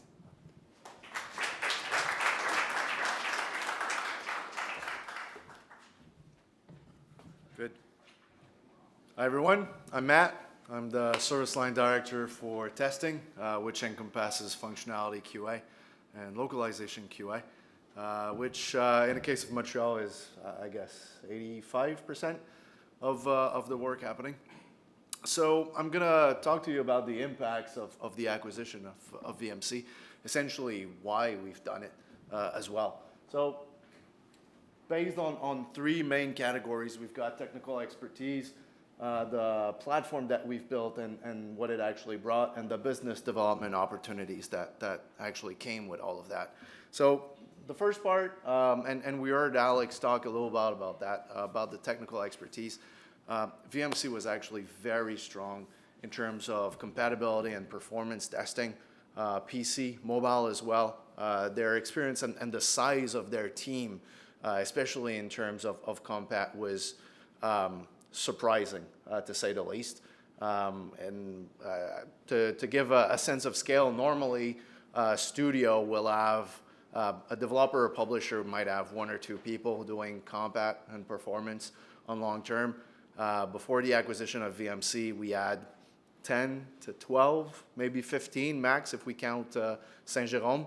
VMC had a little bit over 100 people that were highly specialized in those skills. So that was an amazing gain when we actually brought them forward. And as Alex said, those guys were way better than we were in terms of process and tools and application of that. So we took what they had and we actually expanded that further to all of our other studios, which was an amazing gain. Automation testing, which is a great big buzz word in our industry, but was super nice. The Seattle team had engineers and QA engineers, which if you know a little bit about the industry, it's both very rare and extremely useful. It's one of the few resources in our industry where you can actually see a live return on investment when you have those employees. Example A, you hire an engineer, you pay him $100,000 a year, and he's going to build tools and processes that are going to automate, whatever within your game, your team, or even within a company that can save you $200,000, $300,000, $500,000 a year. We actually even cross-pollinate and use these guys with other service team. The team over the last 2 years have actually created tools for our art team with Lakshya that increases their efficiency and saved a lot of hours on their side. Platform, the most obvious one, and I think you saw a few graphs about that, is the volume itself. The acquisition of VMC more or less doubled the capacity that we had in terms of functional testing at that point. And how can I say this? We've had, I would say, good and respectable organic growth year on year. I think our lowest organic growth that we had year on year over the last 5 or 6 years has been 24%. And I think after that it's like 35, and we've had year where we've technically actually doubled the size of our organization organically. And that's the thing. It actually grew our base so much, so fast, that instead of having a 30% on 100 people or 1,000 people, we had 30% on 2,000 people. And obviously that's a gain that's been quite useful and quite welcome in terms of capacity delivery for ourselves, but for our clients as well. As quickly discussed by my colleagues, there's also the fact that VMC had a lot of experience in terms of managed service. As some of you may know, obviously VMC came from Volta, who are insanely specialized in managed service. And that's an expertise that was great.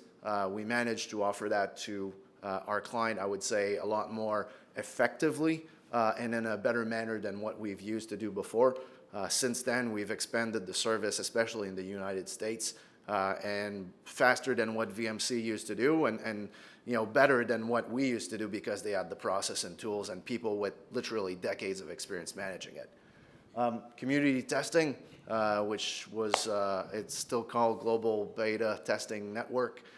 We have access to essentially tens of thousands of testers of real-life players around the world.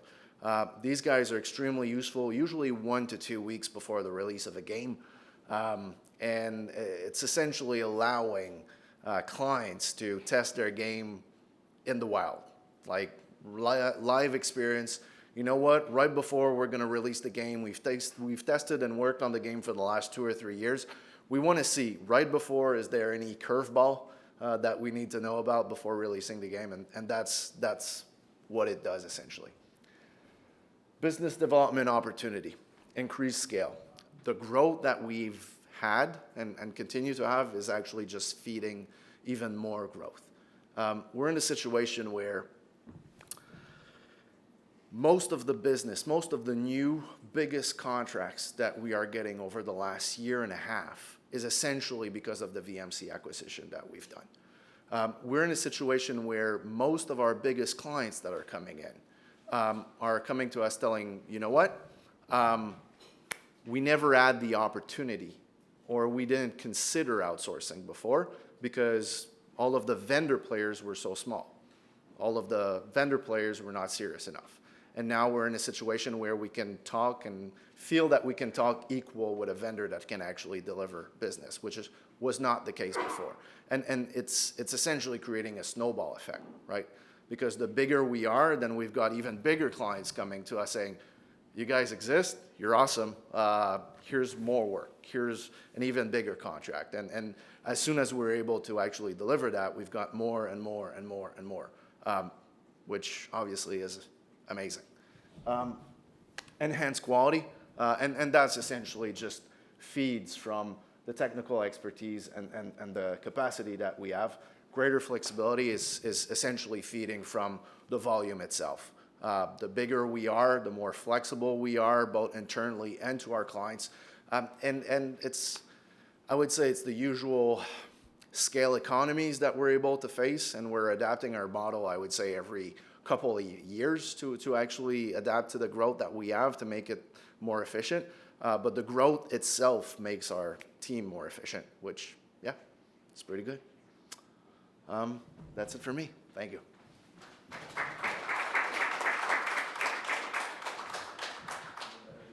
So again, VMC was one of the cases of integration, which was fairly intense. Again, depending on the cases and the companies that we'd acquire, we have very different ways to approach integration. And another example that we wanted to highlight today is actually the Snowden experience in Ottawa.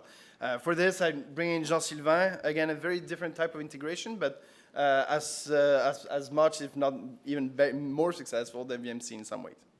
Jean-Sylvain.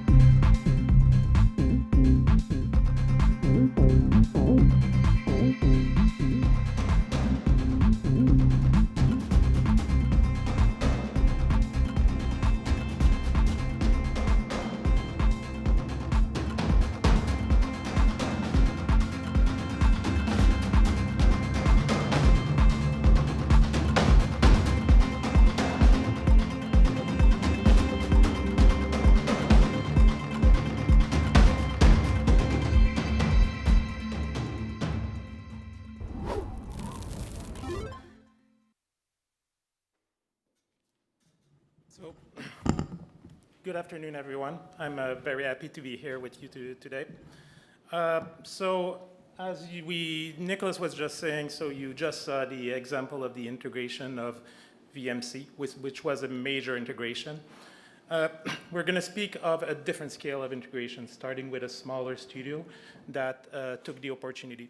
So in order to do this, I'm going to go through a journey with you. So we're going to go a little bit about the history of the studio, the integration part, what it enables and accelerated for us, and finally the future of what we see at Snowden Studios. So starting first by the obvious, before the Q&A session, if you're asking why Snowden Studios, I'm pretty sure you got a first glimpse of why the studio name.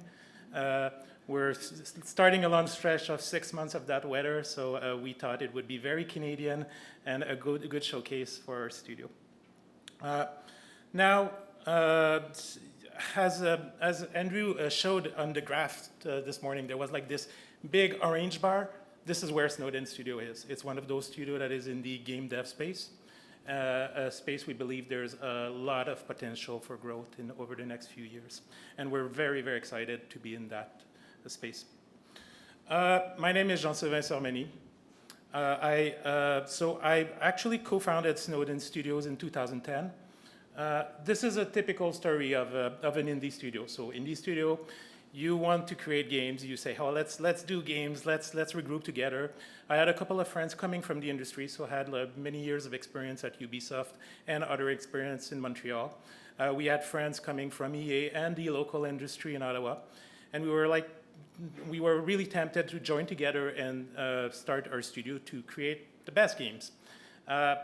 Like many studios, you need to bootstrap. There's different strategy. You can go with grants, but one of the strategy and one of the most effective strategy that we saw at that point was to offer service. We were all bright kids and say, like, why not just offering our services to the industry? As we started doing this, and it's funny, you're going to see like Snowden Studio was founded in 2010. Keywords, 2009 started this growth. We were coming with the same realization that Keywords at a much smaller scale.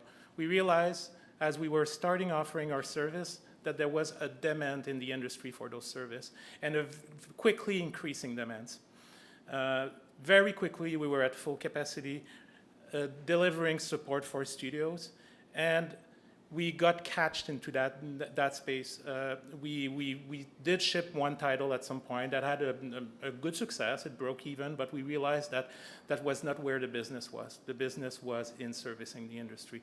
There was much more opportunity for a good margin, making a good living, while still having fun developing games.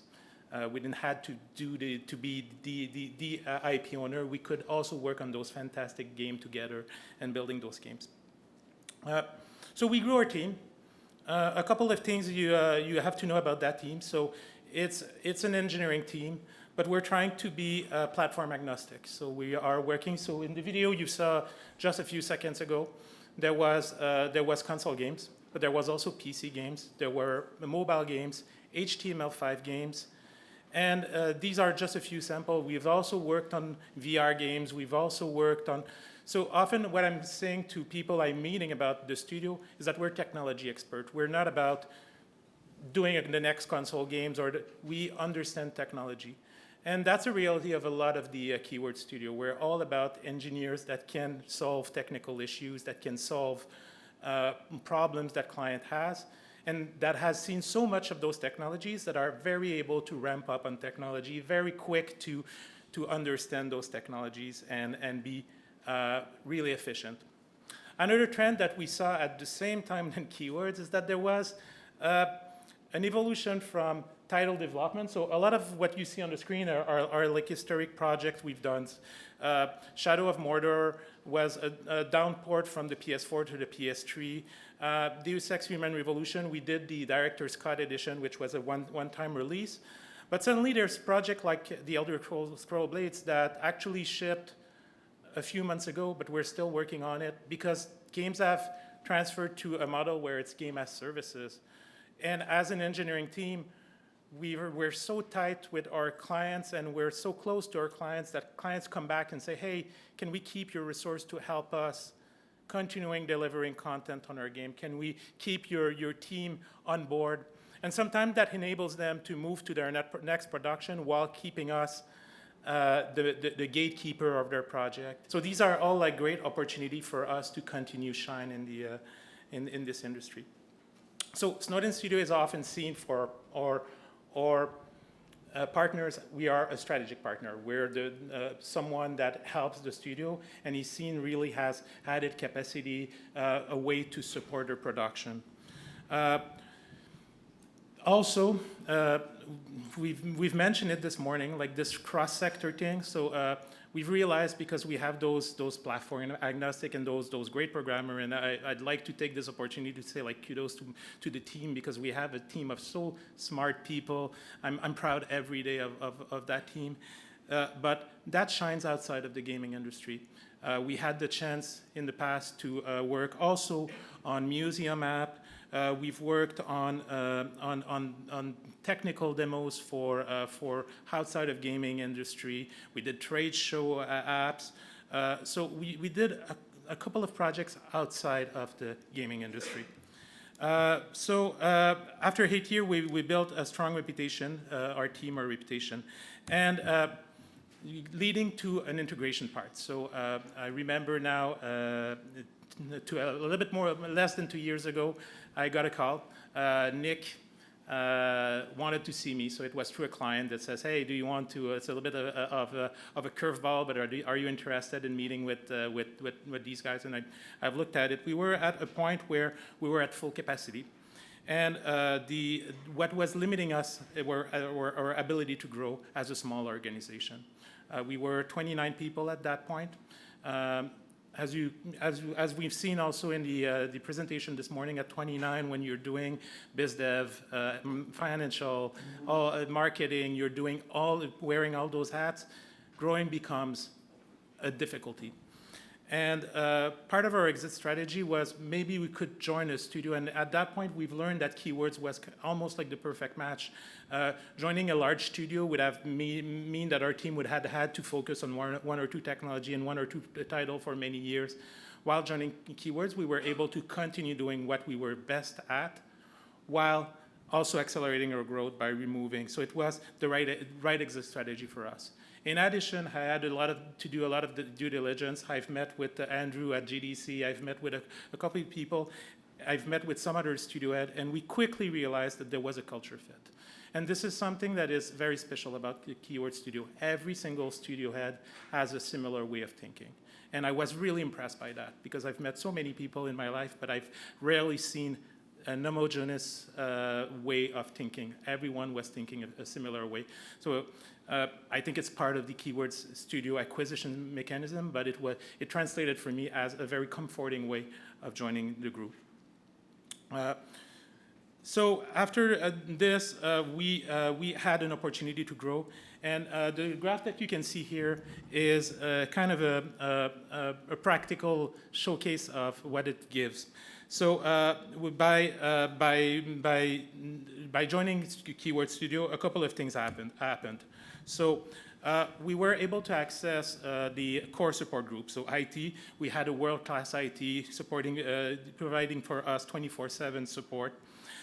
We had access to HR experts being able to write policies for us, dealing with recruitment, immigration, or even talent acquisition. So they have talent acquisition specialists that can bring the best engineers to us. We had the finance, allowing us to focus on biz dev. That's the main thing about finance, is that they're removing that burden for you. The security was improved. We had good security, but we had an A-class now security. We were able to be GDPR compliant through the process that Keywords has put in place. The tax specialist allows us to maximize the tax return. And we had finally access to a global sales team. And you can see the fantastic client we already had before, but on the right side is the list of the new client that we were able to join, to get after the acquisition. What now it enables to, like, by being part of that Keywords family, allows us to foster an internal collaboration. I'm going to give you just a couple of quick examples. One of them is so we've worked on a card games, a playing card game, so our mobile card games, and we were engaged as a first partner with them, but we really quickly realized that they needed a world-class or art support team, and we were able to discuss internally with Lakeshot to support that. Later on that project, because it's a free-to-play game, they wanted to have back-end support. And we happened to have a team in the engineering service line that was just doing back-end. So we connected them with the back-end team. And more recently, we are able to put them in contact with the functional test group that are able to support the testing and so on. There's in that project, I think there's 5 or 6 partners like within the keywords group that are offering service, and it's all started from that simple engagement. I've already mentioned the EA engagement where we partnered with another studio on providing them additional help. Another example, and it's all different type of process that leads to multi-studio collaboration, but the sales teams can also come with a multi-studio offering. They come to a studio and say, let me resolve this problem A, B, and C for you, and you're going to work with the testing for this, the localization team for this, and the engineering team for that part. And we see more and more of those opportunities. Also internally, sometimes because we have the engineering teams in place, we can support internally other studio that wants to work with a specific technology within a project. So Ubisoft is working with Fire Without Smoke on a project. We can say, look, we know that engine, so if you need to integrate animation within the engine, we can do that part for you. So we're able to support those studios. We were also catalyst of collaboration between, this is another thing that happened. At some time, one of my clients lost 2 of his main back-end guys, and they say, like, we're in trouble, can you help? I say, well, I don't have those people, but maybe Spirasoft, they're 400 people, maybe they have a couple of those people. We've contacted them, and we were able to foster a collaboration. My last slide, so the future. What do we have as a future? So we want to continue leveraging Keyword Studio. The engineering, you saw like this massive orange bar, so we're going to continue growing in that space and at a faster rate than we ever did. But we're also trying to use that opportunity to create a hub in Ottawa. Keywords has so many great service line.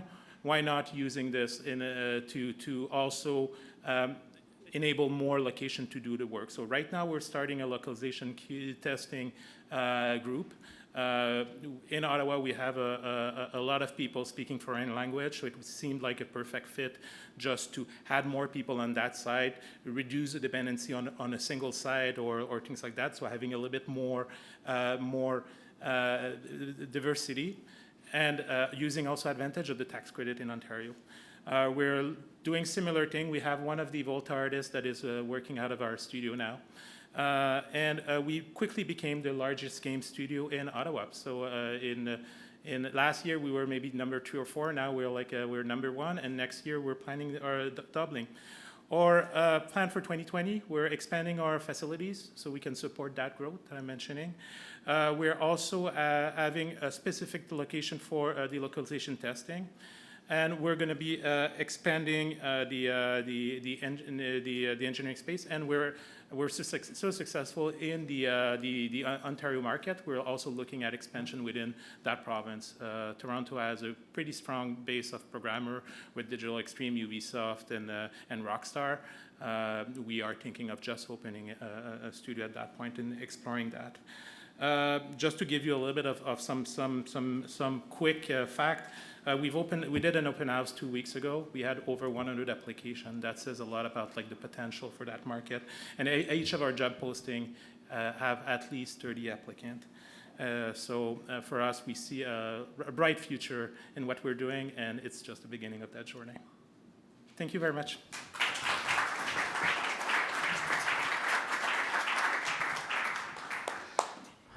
Don't go away, JS. I think it's time for a panel discussion, or not a panel discussion, Q&A. So if the presenters would come up and take their seats. And then we'll open it up to the audience for questions. Again, we'll be handing out microphones so that the camera crew can pick up the sound and so on.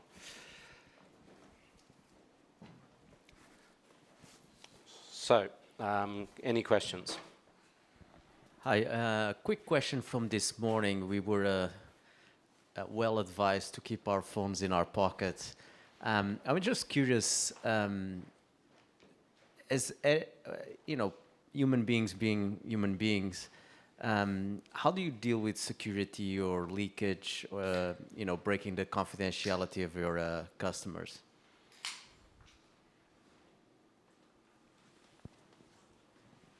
So there'll be actually, during the panel, you'll have the opportunity to see Alex Major, who's just like behind us right now, who's our global security manager, who will actually be able to talk a little bit more further on this.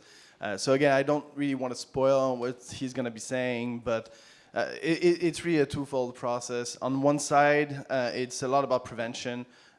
We do repeat like every floor meeting and every opportunity to the staff how important it is to be able to keep the confidentiality of the products that our customers are trusting us with.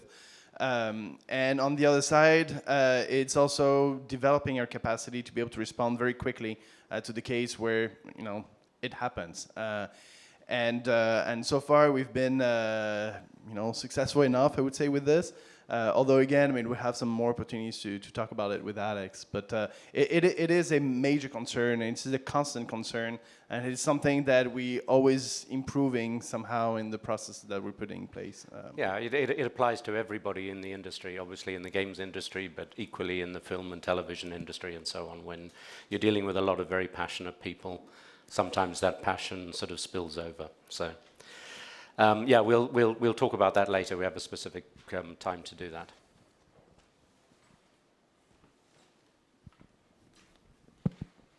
Will Wallace from Numis. I've got two questions. Firstly, on the VMC acquisition, maybe to take that as an example. What would you do differently now if you did it again? What learnings have you taken away from that integration that perhaps you might do slightly differently? Obviously, you're quite pleased with how it went, but what nuances might change? Let's think who's best to answer that. Maybe Mikhail. So yeah, overall we were quite happy on how it went. I was putting an emphasis on the communication at one point. If we were to do it again, I think I will even extra communicate even more than we did. Like we had, especially over the end. We had a few hiccups, and we felt like, it's just because we forgot to communicate at that moment. That will have made a whole difference. And again, here it's building the trust. During that phase, any time you fail, you go back to the beginning. The staff is like, yes, I thought we could trust you, and maybe this is the proof, maybe we should not. So continuing communication, sitting with the staff, sending emails, I will do it even more if I was to do it again. Thank you. And the second question, on the chart on Montreal's journey of growth, you have a creation of operational hub for the Americas. And I don't think we've talked about that very much yet, but could we perhaps talk about what impact that's had on the different businesses, maybe up here? I can start with the hands all wet because of the water. So again, don't want to spoil too much of the next panel, which will be bringing a few of our operational leaders, whether IT, HR, finance. I would say, in most cases, most of the companies that we acquired were pretty small, and even VMC somehow, because VMC was an extract from Volta, it came with not much operational support. So we had the opportunity to really build up something, but mostly to aggregate and consolidate the support across a setup that was way larger than the addition of all these single studios. In a lot of cases, the companies that we acquired were in a growth journey themselves, where they were on the edge of, maybe I should have like a half part-time resource for IT. Maybe I should have a part-time resource for HR. And so forth. It's a very common point across all the different companies that we acquired and integrated. And because they were joining the group, we could really take off that burden from them and be able to do that and consolidate those support and services across the different studios, but also take advantage of this to build some discipline across all those different studios. Again, they were coming from a very different background, mostly creative, entrepreneurial, and being able to take care of this for this, but also enforce some of this discipline, I think was quite important. Yes. I don't know, now from you guys who, and mostly I'm looking at Jean-Sylvain, who was on the other side of the fence on this, whether you have anything to add? Well, I think you sum it all, but like the support of the group has been like instrumental to our success right now. Like the fact that finally I have like access to software discount through the group, that we can also look at the HR policies being built from the top and they're being a little bit more standardized, helps a lot for us just in our operational business, and really allows us to focus on business development, which is the important part, right?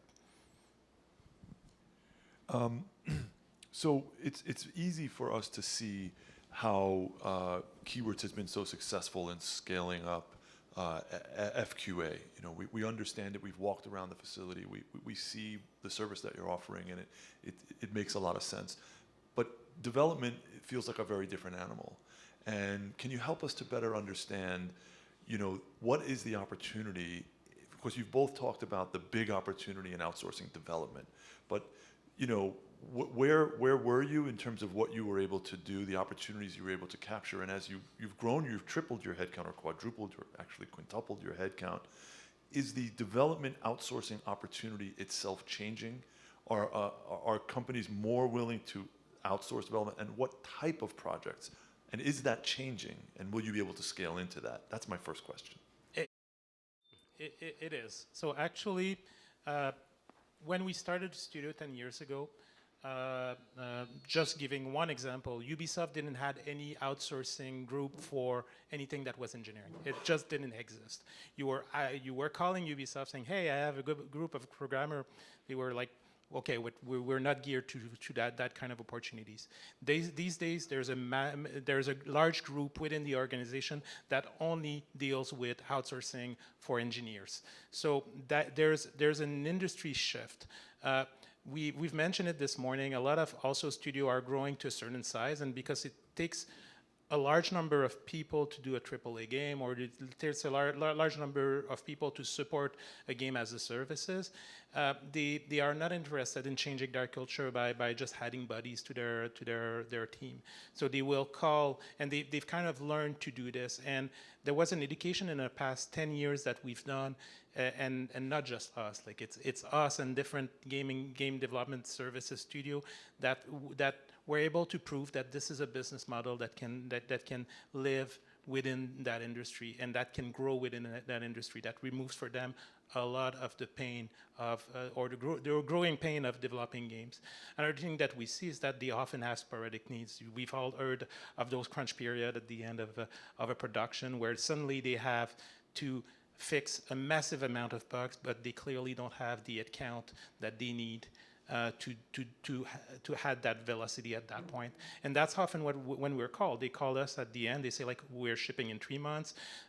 We have X number of bugs in our database. We're looking at the map. There's no way we're targeting the dates, or they're just asking, can you add this extra capacity?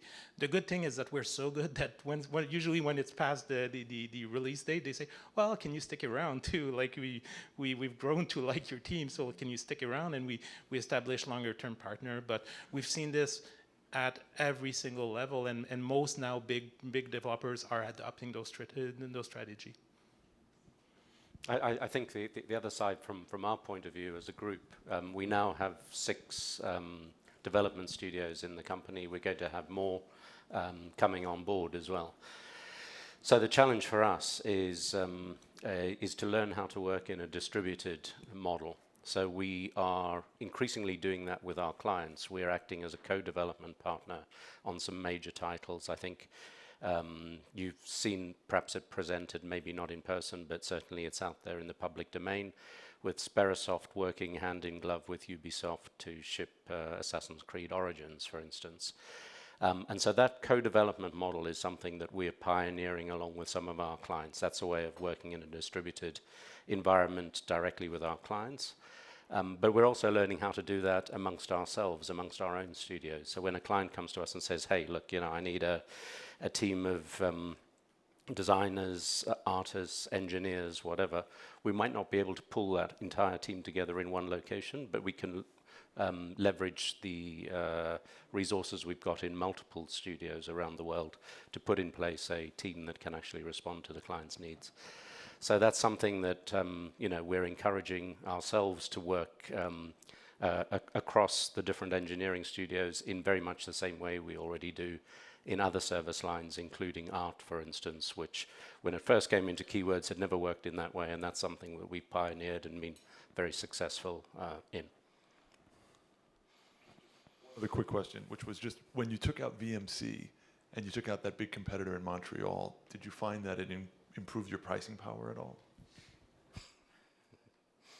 I mean, one of the things we've been fairly reluctant to do at Keywords is really pull any price levers thus far. I mean, we're building something that hasn't been built in this industry, and we certainly recognize that there's an opportunity to do a little bit more,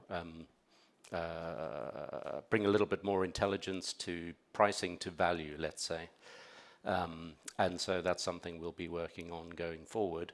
But it's not really a case of, now we've bought a competitor, let's go and push the price up. That's not really our game. We're much more interested in that's the thing. price. We manage, I think we've been very fair on that front. If we wouldn't have, we wouldn't continue to have the growth that we've been having and managing, right?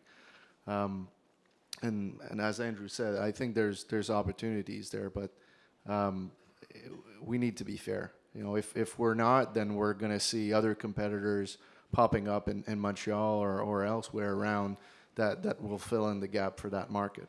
And we don't want that. Yep, question at the back. A couple of questions. One, firstly for Mathieu. I would in the past have assumed that functional testing, to a degree, you would have a sort of technology cycle attached to it, that there would be a burst of activity ahead of a console changeover. In a way, we've got multiple kind of technology changes, and Nintendo and Ever are on a different cycle of their own.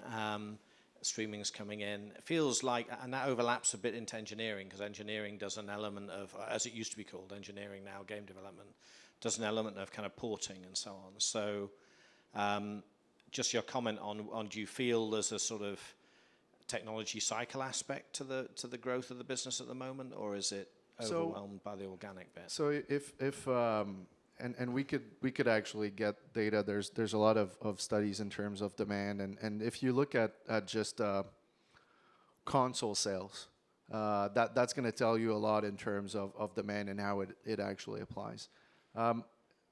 What we see in terms of cycle, and you mentioned like two impacts in terms of cycle. There's the development itself of the games. And there's a technology aspect for sure. To be fair, I think historically we've been affected a lot more by what the fiscal year was than anything else, because we've got a lot of players that are gonna try to release within their fiscal year to make sure that the return on investment makes sense, especially before Christmas, obviously. So we had. If we look at 6 years ago, and 6 years is nothing, but in games it seems like an eternity. There was a lot of seasonality. It was up and down and up and down. Essentially, FQA the season up was starting in May, June, and was slowing down around October or so, And that's not what we're seeing anymore, right? There's a lot more of a move to games as a service, to essentially live game, and the pinnacle example is always Fortnite, where the game exists, it's there, and they have periodical release again and again and again and again, and the game doesn't end. It just continues and continues and continues, and it becomes insanely predictable in terms of the amount of work that needs to be done, on the money that they're going to rack in, on the amount of work that needs to be done to actually get those releases in. And that's been amazing for us because we've literally seen the progression from still 6 years ago to up and down to, I would say, about 4 years ago to up and plateau, and now it's more and more of a gradual, very stable, just going up, and it becomes easier and easier to actually plan our growth and do that work, because, and even more so now because we're getting so big, I would say, that, you know, it's the same thing as managing a portfolio of investment. We don't feel the jumps of one company or another. We're essentially just growing at the same pace, or actually slightly higher pace than the industry is growing itself. Because we've got an industry that's been, you know, business to consumer games have been growing, what, 9 to 12%, almost like clockwork every year for I don't know how many years. And we're in a situation where the industry outsources more and more. So, you know, we just plan, okay, well, what's the industry growing? How is our clients applying? And based on that and the work that we're doing and trends, we're able to plan what's coming up. Sorry, super long answer. But no, it's getting really easier and easier, and those trends are affecting us a little bit less, I would say, in terms of game development. In terms of technology, we still feel it. Usually you got big publishers, especially, that maybe a year to 6 months before knowing if there's going to be a new platform coming in, they're a little bit on hold, not sure what they're going to do. And once it's actually published, and once the first party like Nintendo, Microsoft, Sony actually provides them with the technology, you got quite the opposite, where you've got a boom of companies that might come to, you know, development, engineering, and myself saying, I know we didn't plan for this platform, but we need to develop for this platform now. Or we've got all of these 20 games that we have in our library. We've decided we're going to port them, you know, this year. So yeah. Thanks for that. Sorry, if I could ask a follow-up, and it's really for Jean-Sylvain, and indeed, in case Claude and Louis-Etienne and Carsten thought they'd got away, I was trying to come up with a sort of dark lining to the cloud, to the silver lining, or whatever it was. There must be things that are a hassle. That, you know, surely, you know, if Jean-Sylvain needs to go out and buy more splendid bow ties, I imagine that John, you know, at some point has to be asked for the budget for this or something. So what are the constraints? You know, what kind of business plan do you have to put forward to say, you know, we need to hire more guys, or we need to spend this money to expand the office, or we need to set up in Toronto? You know, what are the sort of processes that you go through? What challenges are put to you to make those kind of moves? So these goes to usually through the exercise budget, right? You need to show that there is a business market for that. It is often driven by the track record, being able to prove that there was a market and there's an opportunity to seize an element.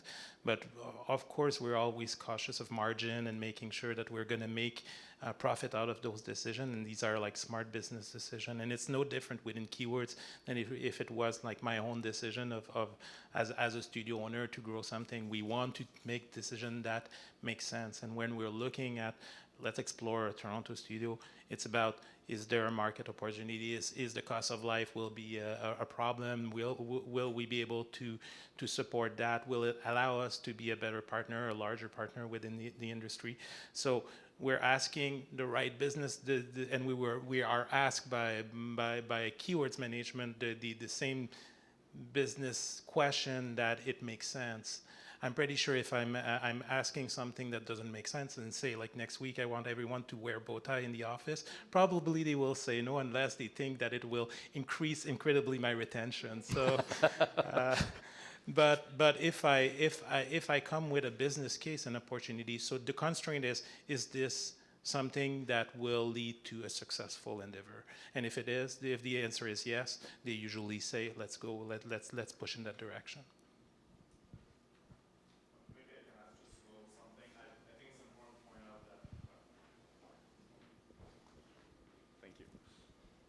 I think it's important to point out that for smaller investment, like if I need to recruit someone for a project right now, I can do it right now. I don't have to wait. So there's no delay. We're not slower because we're part of a bigger organization. So we have a lot of autonomy and trust for the day-to-day operations. I have two questions. The first one, you guys are obviously very disciplined about utilization, but how would you think about right-sizing headcount in a more sustained downturn? Prolonged. Who would be answering that? That's a good question. So, yeah. I think you're... Yeah. Is this on? Okay. Yeah, so to make sure I understood your question, right sizing the, I'll say population during downtime basically means we're in a low period. How do we handle that? So there's a lot of levers that we have in place for that. Specifically in functional testing, you guys got to see the planning department on the tour. One of the things we would do is immediately discuss how we can shift to a 32-hour model for our staff. So instead of letting people go, how can we make sure that everyone is getting a piece of this, and how can we make it work? One of the other things that we can do is, luckily, we have a surprisingly big view on the industry because we're across so many service lines. So we're actually able to anticipate things and put any downtime we have to very good use. I'd love to tell you I had a day of downtime in the last 2 years. I haven't, but if I did, I have a backlog of 10 or 11 initiatives that I would love to work on to make the business better. So if that ever did happen, we'd also find ways to leverage that talent immediately. I said it at the lunch, but I think it's a very valuable thing, is that right now I feel like Keywords is really in the front of the pack for this industry, and so that gives us the ability to experiment a little bit whenever we have time and to figure out what's going to work best. Okay, that's perfect timing, actually, because I was just given the tap on the shoulder. So we'll wrap it up there. Thanks, guys.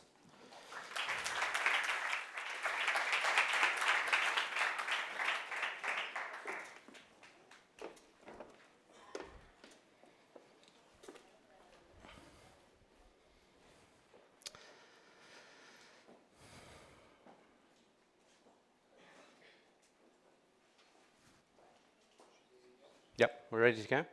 So next up, we're going to have a panel discussion on keywords integration. And by way of teeing that up, I just want to focus again on this map. So we've talked about it a little bit, but what we hope to demonstrate by having our colleagues from some of the support functions join us on stage is that here in Keywords, we've built this hub that enables us to acquire businesses, integrate them very effectively, and support them and to encourage them to grow. So relieve some of that burden of management, financial stress, and everything that these companies have. And to see what that looks like in action, I'm going to welcome Julie, Victoria, Carl, and Alexandre to the stage.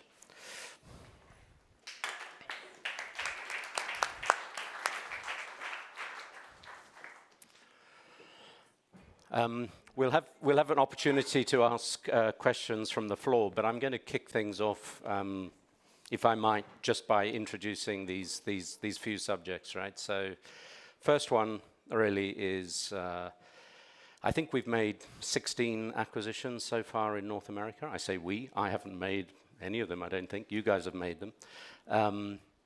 So it will be a good sort of starting point, I think, just to help our audience understand what that means for you guys in part of your day-to-day jobs, how you cope with the due diligence requirements and then the integration requirements of acquisitions. So perhaps starting with Julie on the HR side. Now, when I'm looking at businesses, I'm looking at value from all sorts of perspectives. I'm looking at what technologies do they have. I'm looking at what client relationships do they have. How do they fit geographically and within the sort of expertise map within our plans to become the go-to provider for each of these service lines. But perhaps most importantly, when we're buying these businesses, we're buying people. So how does HR play into that? On an HR perspective, when we start with an acquisition, when we go through the due diligence, our first thing that we want to do is get a clear picture of what we're acquiring. What is part of this company? So how many employees do they have? What types of salaries? What types of benefits? What positions do they hold? What type of contracts? So we're going to ask for templates of contracts to see legally what we're binded by. We're going to look at their values and their culture. How are they going to fit? Once we have a clear picture, as clear as we can get with the information we get, of everything there, I will look at what Keywords has to offer right now and how we're positioned. And then we'll go through all of them and see where our opportunities are, where our risks are. So do we have any legal questions that we have to look over? Do we have to assess salaries, benefits? Do they have any HR policies that contradict our HR policies, or are we good to go? We'll file out a report that will basically say our risks and our opportunities for each one. That report then helps us, once we go through the integration, on having an integration plan. So what are the steps we have to go through in the weeks, months, and up to a year going? When do benefits come in, depending on what they have in place and what they don't have in place? Are we going to have any issues with values? Or any type of that question will help us plan out our integration report and our action plan. On day one, I think our main, as HR, our main impact is how are the employees doing? I've been on the other side. I've been on the acquired side. It is very nerve-wracking. You have this big company who comes in. You're not too sure what's going to happen. They try and reassure you as best they can. It doesn't mean it always works. And these are humans. So what's going to happen with my job? What's going to happen with my salary? What's going to happen with my contracts? We are there to reassure them as best we can. And as Jean-Sylvain said, on the manager side, we are there to take all the HR stuff away from them, benefits, employee relations, et cetera, so that they can concentrate on what they do best, and usually that's not HR. So we take care of that place. And that's pretty much it. Great, okay. On a similar sort of vein, maybe Carl, IT, we talk about common operating platforms. You know, I've personally lived through you know, an ever increasing sophistication of IT within our own organization that impacts me in our adoption of particular communication softwares like Microsoft Teams that we're all using now. In approaching these acquisitions and doing due diligence, what sort of things are you looking at? Where are the synergies? Where are the potential bottlenecks? And how quickly can you fit them into our standard IT platform? Yeah, so the beginning is a discovery period where we're kind of assessing the level of technology that they have, the tools that they use. If we can do it, get into their processes, understand how they use IT functionality, look at their network equipment, their server gear, look for performance issues, look for licensing in terms of compliance, basically determine risk and compatibility with our systems, and we prepare like a remediation matrix that if the acquirer does go through, we actually use that as a base for the actual integration. So we've done our homework and we know what to expect. Integration happens pretty quickly. We're getting quite good at doing this. We have like a template for small, medium, and large acquisitions, and we're able to process this fairly quickly. We have standard tools that we use, standard equipment. Yeah. Good, great. I want to come back to you on something in terms of synergies and a question that arose on the floor. I'm going to ask you now, actually, before going to Alexander. Sure. So the question was, I think we saw lots of different makes of screens and so on. So I guess the question came up, who's taking the purchasing decisions on hardware? And, you know, I guess maybe behind the question was, wouldn't it be more advantageous to buy all the same brand or something like that? Yeah, actually, this is something we are pursuing. I don't just mean for Montreal, but like regionally, it would make sense. It makes a lot of sense from a support perspective to have a standardized hardware platform. In reality, you know, we're often looking for cost savings and special deals, and you know. Right. Okay, Alexander. Security. In fact, a question came up. You were in the room earlier on, but before we get into specific security issues, which we know everybody in the industry lives with, how do you approach security matters from an acquisition integration point of view? So when Julie mentioned, HR is not often the thing that they do best when we acquire them. Security is probably below that. I'm joking. I mean, content protection, especially when you're dealing with larger clients and with more complex client requirements, because the Ubisofts and EAs of this world are getting very, very stringent, very precise, and then content protection requirements. We can bring a lot of large-scale security practices to these studios. We can bring policies, processes, professionalism, security expertise, because that is something you will not have a 12-person studio have a security specialist, but in incident response, that's the person you need on the job. So we're bringing these large-scale practices to the studios, and they're often quite happy to see us. And we're also providing a lot of, with the clients' information security teams, a kind of privileged channel so that we can help them better comply and better understand these requirements. I know from my side, I see some fairly large checks coming across my desk for some pretty sort of advanced technologies that help you protect the network and you know, our general communications internally and externally and so on. That's something which I assume you know, the reason we might not have invested in that 5 years ago is we were a lot smaller. Now the bigger you get, the more financially stable you are, the deeper your pockets, the more you can invest in this sort of infrastructure. So are you finding that we're you know, increasingly matching the security stance of our clients? Yeah, well, the requirements themselves very much. We are, well, we have deployed the security software, vulnerability scanning, endpoint protection. Those are the meat and potatoes of security on the IT side. And these are very expensive at a piecemeal when you get and not very efficient. When you get centralized, large, centralized cloud-enabled platform that, for instance, we can do security response on any PC from Manila to Montreal to Mexico in a matter of minutes, which is often what is required in 2019 to be able to make the difference between, yeah, catastrophe and, you know, avoidance. So when we get these tools and when we leverage them at a global scale, it makes a whole lot of sense. Okay. I'll just add also that our clients actually expect us to have those. They actually audit us and they require that. Yeah, so Carl, you were saying actually our clients expect that of us? So Yeah.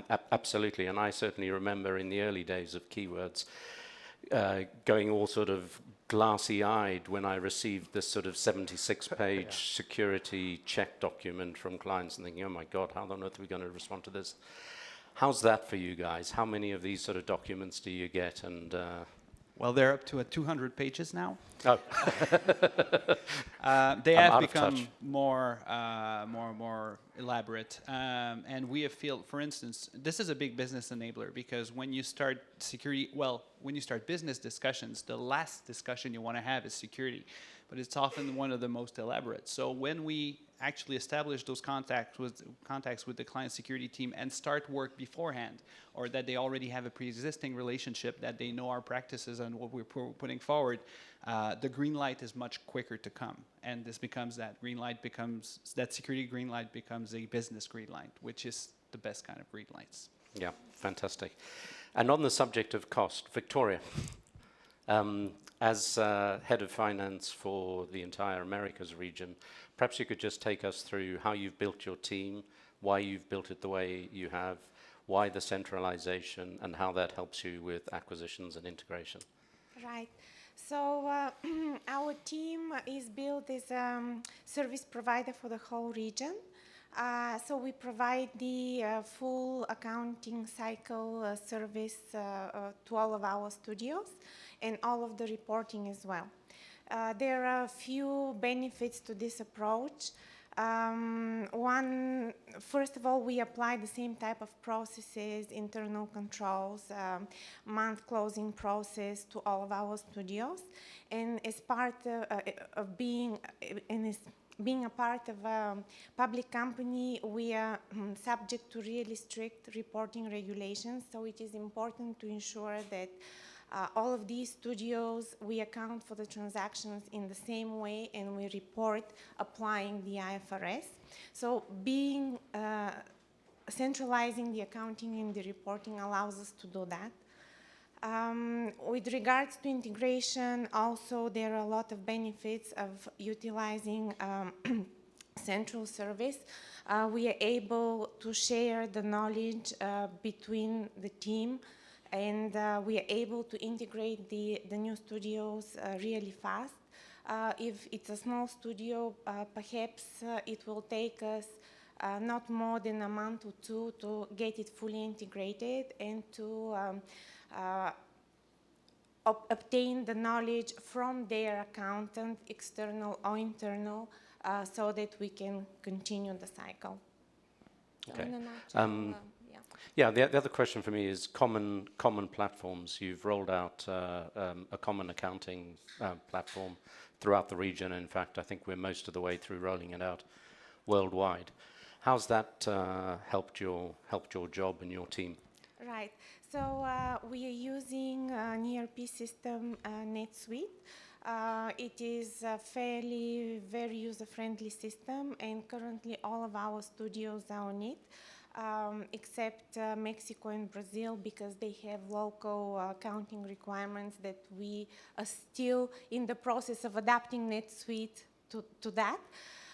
So the way it helps is, again, we are able to use the same chart of account for all of the studios.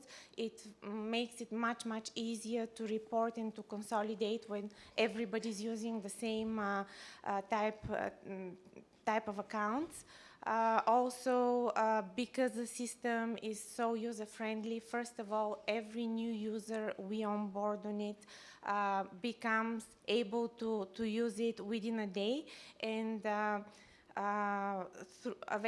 with the time we were able to ensure that we can onboard new studios in less than a week in the new system. So very helpful. Well, one of the questions I keep getting asked by investors is, how real is your cross-selling and your sort of cross-delivery?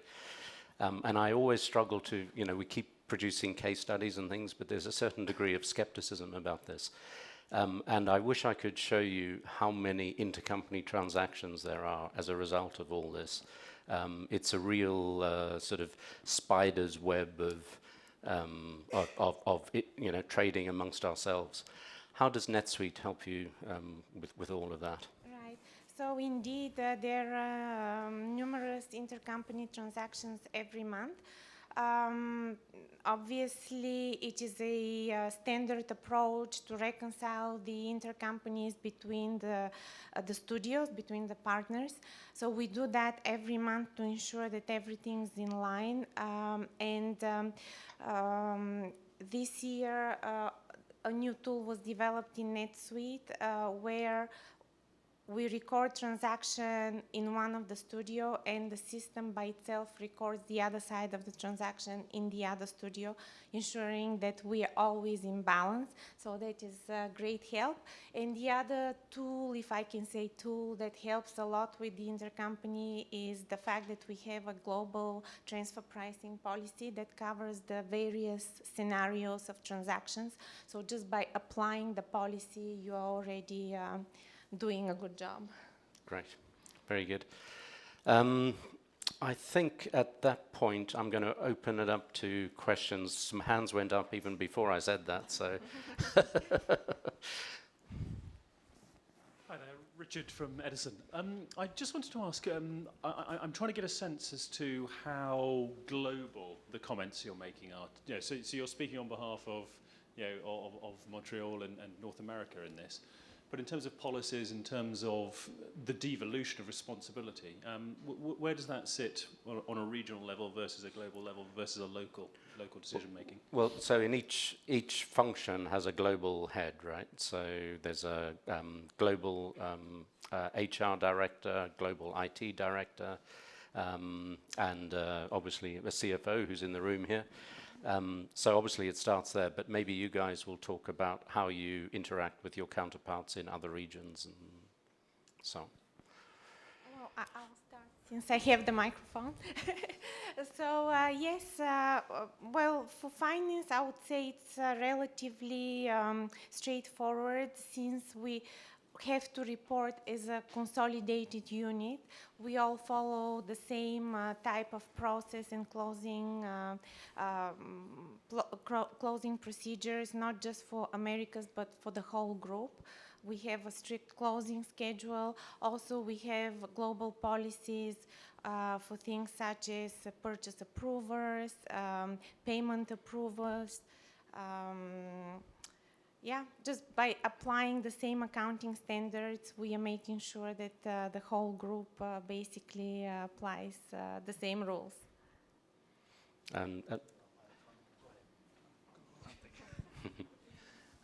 For security, I am the global head of security, reporting to the global IT director, and so our security practices, scale globally, but are being deployed locally. I'll give an example of incident management, which is often one that comes to mind, but this is a global response process. So that is much easier to communicate globally. We obviously are very lucky to sit in Montreal, which is a big hub, so it helps a lot with resources and making sure that communication resources are good. But we are able to disseminate those processes globally very easily. I was just going to add, your question is actually very spot on, because a lot of our clients are asking us this very question. They want a consistent footprint, a security posture, ways to integrate from an IT perspective, all that kind of stuff. So this is a work in progress. We're at different phases depending on the region we're in, but it's something we're absolutely working towards globally as a team.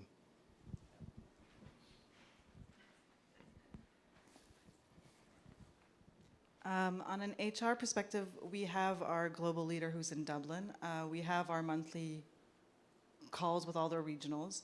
There are global policies that we have to deploy all together. There's performance management, so we have our global projects. We are trying more and more to deploy global projects and policies. It is difficult at the size Keywords is to get everyone on board quickly. So, and in HR, you have legal ramifications that are very different regionally, but even locally per province. So what I can do in Quebec, I can't do in Ontario, and I can't necessarily do in BC. So there's always a global, I think we all have the same vision of where we want to go and if we deploy a policy, but then how it's deployed in action can differ depending on where we are in each region. I think one of the things that has always, I've thought has been very healthy is the way that you guys get together in regions and in global sort of get-togethers and so on as well. I don't know how often that's happening. Is that like an annual get-together? Yeah, we have our annual HR summit with all the global HR leaders. Then we have another annual summit with my counterpart in the US. Can I ask a question on salary harmonization and how you actually do that? Because it's easy to harmonize up, but that wasn't necessarily what you'd want to do. So when you are trying to harmonize two different organizations, presumably there are some people you want to pay less. We've usually been able to, in the acquisitions we have done, we've usually been able to integrate them actually quite well into our salary scales. There is always work to be done on our salary scales and how we integrate them. Presumably you're asking people to sign new contracts, are you? No, they maintain their current contracts or current conditions, and that's one of the things we have to stress in an integration, because that is the thing that stresses them out the most. Am I going to keep my salary? Am I going to keep my benefits? What's going to happen? And so we don't touch the contracts unless there is a legal ramification in it. That's because a lot of them have contracts that are not necessarily done by lawyers or by HR, so you can find some interesting things in some of the contracts, or else we won't touch them. So we keep it pretty much as is if we don't find any reason to go down there. We'll have them sign an NDA, GDPR, personal information compliance, but over that we won't go touch that. So when you come to this organization here in Montreal, there's lots and lots of different contracts that are in place, and you presumably have to... Well, VMC, we might have had some re-signing, but yes, we're going to have some differences in the contracts, as long as the main verbiage is pretty much the same, and that, you know, it states salary, position, etc. It isn't really necessary to have them sign another contract. Yeah, Ken. Hi. Firstly, I'm sure there are acquisitions that for various reasons you don't go ahead with or going to get put on a shelf. Have kind of operational, so, you know, HR, security, IT, issues been kind of show-stopping for you? And are they things that you think, you know, we could solve? Yeah, I'm trying to think whether we've actually had an acquisition process stop because of an issue such as that. I can't remember that we have. I think mostly where we've kind of broken off the process, it's been because of a realization that our cultures aren't aligned. That's usually the biggest issue. Most of the sort of issues that we'll discover during due diligence are things that we can fix. So they're more identifying the issue and then knowing how to address it, rather than, you know, I don't know, the benefit scale is just too far removed from us that we can't find a way to sort of harmonize it. I don't think we've come across those situations. No. And perhaps as a rather, without adding anything to the standard RNS that went out this morning, I had a couple of emails from people saying, right, so there are no more acquisitions this year, which I was like, did they say that? And no, you didn't. You said our next scheduled announcement will be a trading update at the end of January. So without asking you to say anything additional, but for the benefit of anybody else who gets a similar question on the analytical side, it might be worth saying that, you know, the Russian winter didn't stop you doing a deal in the middle of December 2 years ago, you know, and they'll come when they come as usual. I think my standard response is we have a very active pipeline of M&A. We're constantly reviewing acquisitions. We've always got acquisitions in different stages of development. And what have we got? 6 weeks before the end of the year. So still time. Indeed. Cool. Thanks. Great. One more here. Yeah. Sorry, last one here. When we talked about security, you talked about it from like an IT posture standpoint, and hopefully this is the right crowd for this, but obviously there's more risks than just something traversing the network and leaving that way. I mean, a lot of, you know, client IP walks out of the door every night, right? So what procedures are in place, you know, just from like a people standpoint, aside from the IT procedures or protocols? Yeah, good point. I mean, when people ask the question, what keeps me up at night, I'm usually glad to say the thing that keeps me up most at night is actually trying to figure out how we're going to grow into this demand for outsourcing. The next issue that keeps me up at night is what happens when we have a leak. Leaks do happen. We are populated with 7,500 games passionate people. So occasionally that happens. So this is an instance that's internal to us. It might be a voice actor recording in Brazil somewhere who gets a little bit carried away and starts writing something on Twitter, or it might be, you know, a tester or something that does something a little bit silly. So responding to those sorts of incidents, Alex. Well, you're very right in mentioning there is the IT side, but security is a culture. So it's something about the culture, and within the content, Keywords has been doing this for a long time. So culture of confidentiality, NDAs, making sure you do not talk about whatever you're working on daily to your families or siblings or little brother, because this is obviously video games is a very exciting industry, but this is very ingrained in the Keywords culture. You've seen, I'm very glad to see you all wear your badges, and people badge in, badge out very diligently. I mean, it's a culture that is brought and that spreads through Keywords. So there are reminders. We have, procedures and reminders for confidentiality clauses.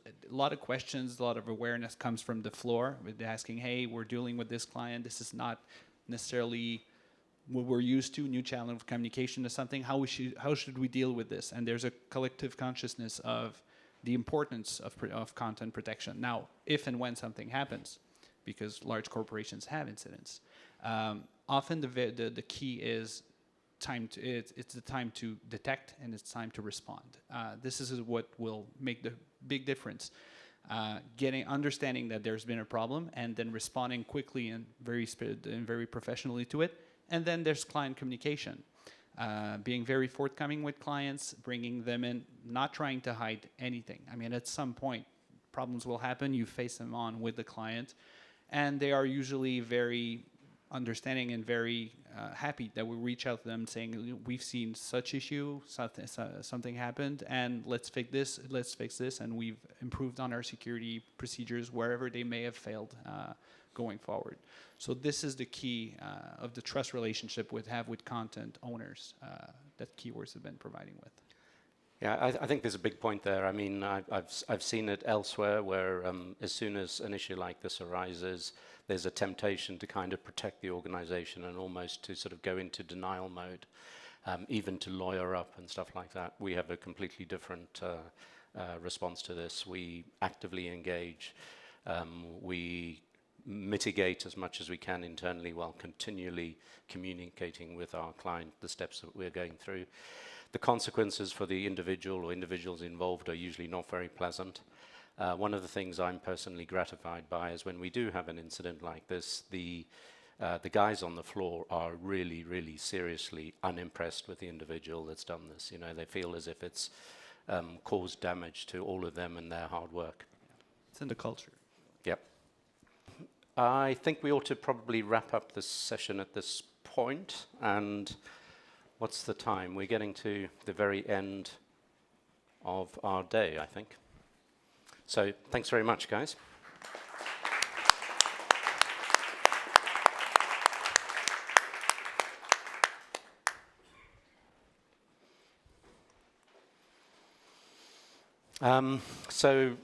We literally are on the last two slides. Before John comes up to do the wrap-up, I just want to let everybody know, anybody that's not rushing off to catch flights and everything, that there are cocktails, drinks available afterwards. So please do hang back and join us. The people that you've already met will be available for further questions as well. So John, over to you. Well, firstly, hello everybody. It's great to be here. Lots of new faces in the room. I'm obviously new to Keywords. My name's John Hawke.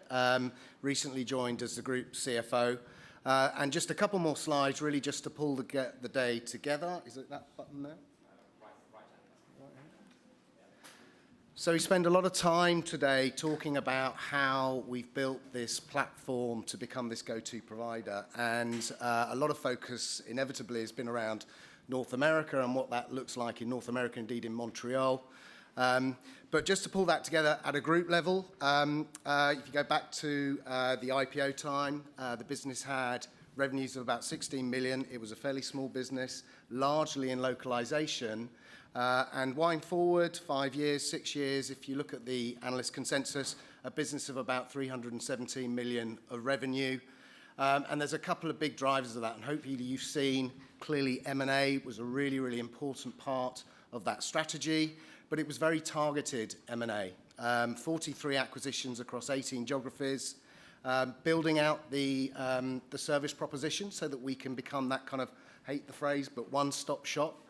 You become very sticky to your clients when you can service them across the broad needs, but also building scale within those service lines. And I think hopefully you've seen, certainly in something like functional testing, that there's a real benefit of that scale to your local customer base. And indeed, that might even accelerate that demand for outsourced services when you can demonstrate that real capability to meet that client need.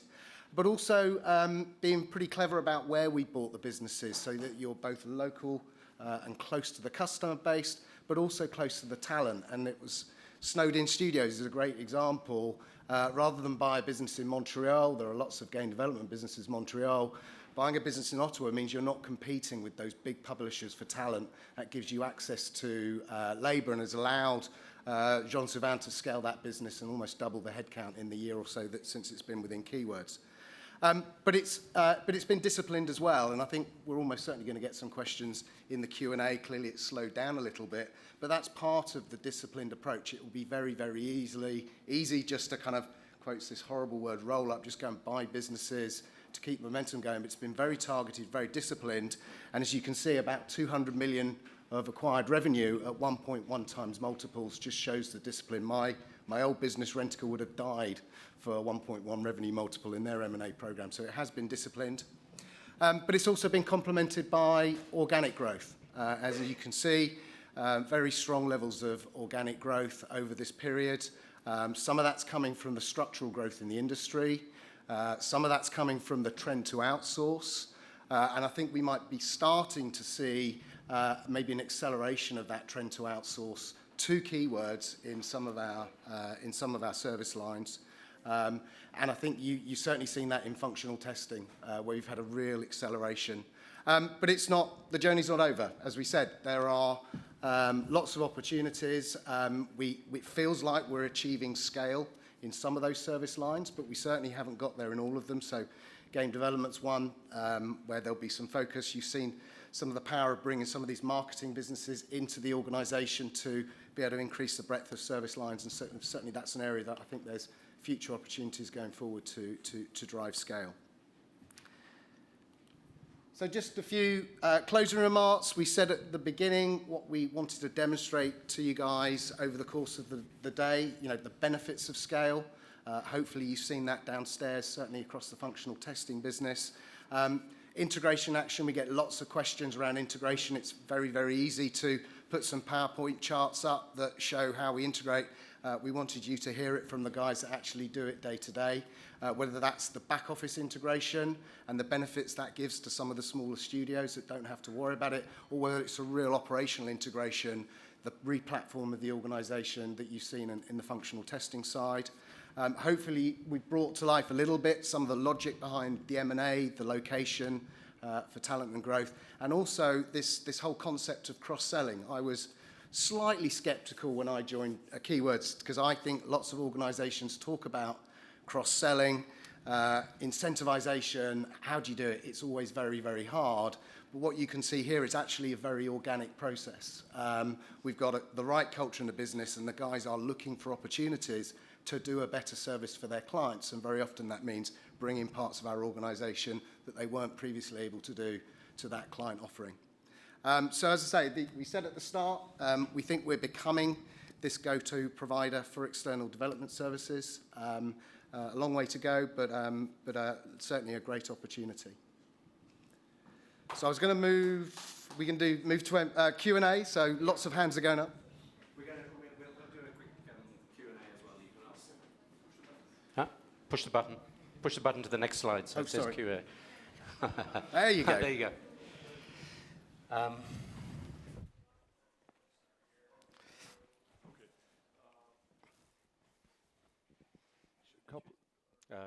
Matthew, yeah. He's had a Q&A session already, so we don't need him again. Yeah. Is this on? Hi. It seems as though organic growth has surprised, recently, due to some of the number of reasons that you pointed out in your presentation. But at the same time, you seem to also have accelerated your investment to address these new organic growth opportunities. In the first half, we saw that that had a little bit of an impact on your margins, because you've been investing to capture these new organic growth opportunities. We've seen some of the work you're doing here in the building. We've talked a little bit about some of the capacity that you've added. Are margins going to continue to be challenged by the accelerated investment to capture these organic growth opportunities, or do you think that you're going to now be growing into these investments where margins should be able to recover? That's my first question. So, we had a lot of questions on this at the half year, and what we said there is that there is no reason why this business should not deliver 15% margins. It has for a number of years, but yes, this year we have seen a reduction in margins, and a lot of that has been driven by this very, very strong levels of organic growth that we've experienced, which stresses all sorts of parts of the P&L. You've seen the space that we've had to bring on. That takes time to come on stream. In the short term, you're having to use more short-term space, which is more expensive, and then once you've got the new space on, you can move that in, but then you've grown again, so you need more short-term space. But just the operational intensity of the business and being able to absorb this level of work in a controlled way, in an optimized way, making sure that you've got the right shift patterns and you've got the double shifts in place and you've got the right utilization is very difficult to do in a very, very strong growth environment. So if and when things stabilize a little bit, you can start to optimize more and you can start to be a little bit more efficient, and then the growth comes again and you ramp up again. So you do get these ebbs and flows in the business. I think you've also hopefully seen some of the investments we've been making in the back office of the organization. And very often, actually, there's an element of dis-synergy, if you like, particularly with the smaller studios, because that admin burden was actually being worn by the founders quite often. They were wearing multiple hats. And actually what we've done is invested in the back office to be able to professionalize those services so that we're able to operate this multi-studio on a multi-studio basis, and those guys are freed up from, if you like, the burden of running the back office of the organization. And so there's an element of you scale that up, or you build that backbone, and then you can sweat that regional investment as the business grows. You shouldn't have to add more accountants. You shouldn't have to add too many more IT folks because you've built that backbone. So I think you've seen a little bit of that as well coming through. So we would expect margins to gradually trend back up again. But there is this question of the growth. And to answer your question, if we still experience this very, very strong growth, then the margin pickup might be slower, because we'll want to capture that growth because it is sticky. It does raise the sort of the size of the network and the organization each time you come through, particularly in places like functional testing. Yeah, and just lastly, really quick, I mean, Andrew, multiple times, in various presentations, you've talked about organic growth at around the 10% level. Correct. But we've seen today through your presentations that there's all sorts of new synergies that are being unlocked through the acquisitions, through the new scale that you have. Do you feel as though it's possible that your sustainable organic growth has gone up in terms of, based on all that you've achieved?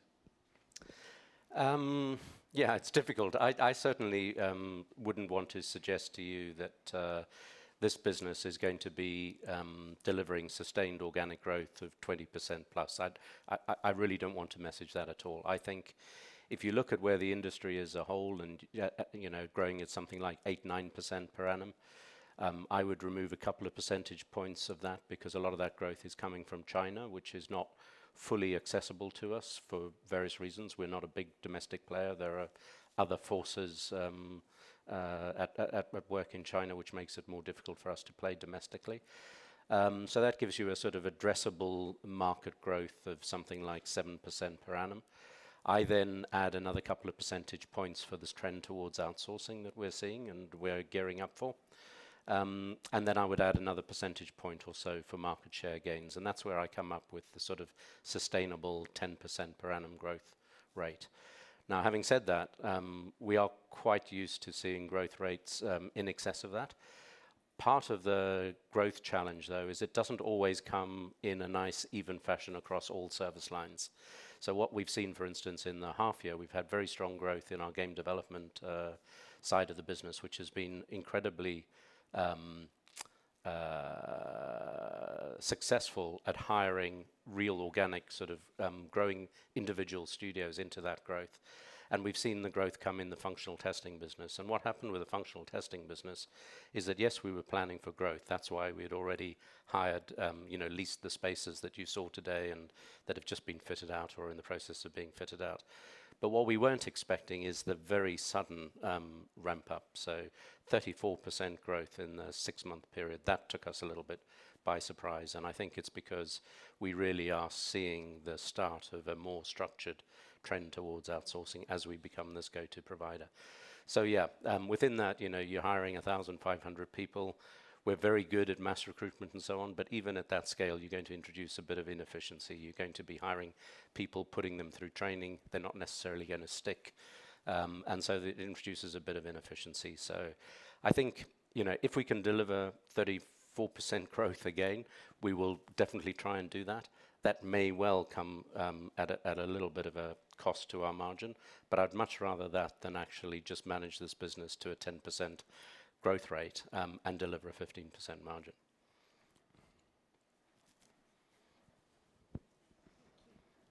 Hi, it's Natasha from Citi. A couple of questions just on how acquisitions come about. Do you sort of scan the market, or do you get approached by potential targets that would like to be owned by you? And do you find yourself competing against either competitors or other industries for certain targets? You know, marketing services, would you compete for, say, a WPP on some of these businesses? Shh, don't tell them about this. This is a secret. Yeah, so acquisition origination. First of all, we originate pretty much all of our own acquisitions. So we don't employ brokers. We usually don't respond to incoming emails from brokers touting businesses. So we're very sort of disciplined in kind of who we want to speak to, when we want to speak to them, and why we want to speak to them. So we'll do most of our approaching directly ourselves. We have clients that make introductions to us. I mean, Keywords is we're known to be an acquirer. We're known to be a good home for good companies. And so our clients are quite forthcoming in cases where they think they can, make a match. And obviously, with the network of people that we have, the studios that join Keywords, they all have contacts in the industry and so on, and they're talking about their experiences. So that surfaces opportunities as well. Most of our acquisitions, the vast majority of our acquisitions, are therefore non-sort of contested. We're not in a sale process. In fact, we're likely to decline to participate in any sale processes. No, these are very friendly discussions that lead to an acquisition. Not a lot of competition. I mean, if you look around the space, there are not many companies acquiring businesses of the sorts that we're buying. And where we do see activity, for instance, in the game development side, we will see the big publishers, an Electronic Arts, a Sony, Microsoft making purchases of game studios. They're actually looking for something different. They're looking for IP, companies that own IP that they can then exploit. We're looking for something different. We're looking for people that want to join with us in our vision of being a service provider to the industry. Can I just ask, sorry, just one follow-up then on multiples. Based on that, is it fair to say multiples have stayed quite flat over the last few years?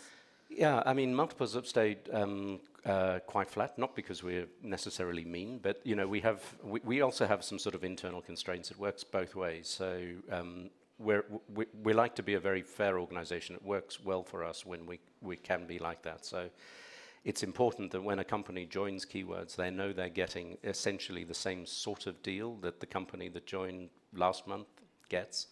So the sort of benchmarks we have are well understood by people. And we're not in the business of trying to shortchange companies, or indeed, if somebody's got very high expectations, we're quite prepared to just say, no, please go and try and find another home for your business. Can you talk about the impact that like a AAA delay will have on your business, through the P&L, but then also in terms of capacity and scheduling, and it's obviously very complex. So, how you deal with that? Yeah. So delays in games are business as usual for us. First of all, so we're very fortunate in that all of our clients will share their production roster about a year out with us. So we have good visibility on those AAA projects. But we also know that those schedules are constantly changing. And sometimes there are delays where a game is literally moved from being initially intended to release, let's say, pre-Christmas, and then they're going to go for a release window maybe in the first quarter of the following year. That happens. It happens regularly. The question is, in any one year, is there a pattern? Do a bigger than normal percentage of games get shifted at the same time? If you look, for instance, at this year is actually a relatively light release schedule going into the Christmas and Thanksgiving period. So the trading that we're experiencing, what you're seeing on the floor there, you've seen it's pretty busy, right? But that's in a market where the release schedule is relatively light. Just remember that. There have been some well-announced delays recently. Sometimes those delays aren't all bad news for us. In some cases, those games are already in test with us, and basically what happens is they end up being in test with us for longer because the client's making changes to the games, and they need to test them on and on. They don't necessarily want to down tools on testing and then come back to it later on. In the case of marketing services businesses, I'm looking at some of the folks over there, there definitely would have been some impacts on some of those launch trailers that they would have been working on coming into the Christmas period. But they're probably, knowing these guys, they're probably already substituting that work with other work that's inbound. And then, of course, we're all expecting a particularly big 2020 from one or two clients that have shifted projects to the right. You know, there's some pretty ambitious release plans coming up next year, and that's on top of a new console release. So next year's shaping up to be an interesting year, I would say.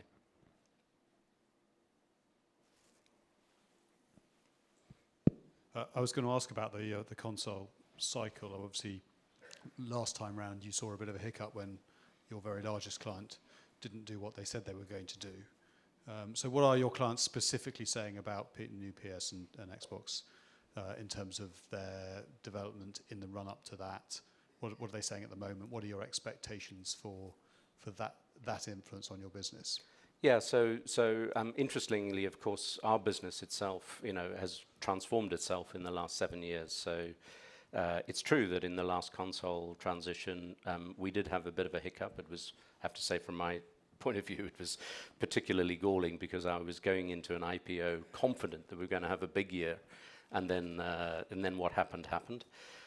This time round, I'm sensing the transition's going to be very different for us for two reasons. One is we're a much broader based business. We have,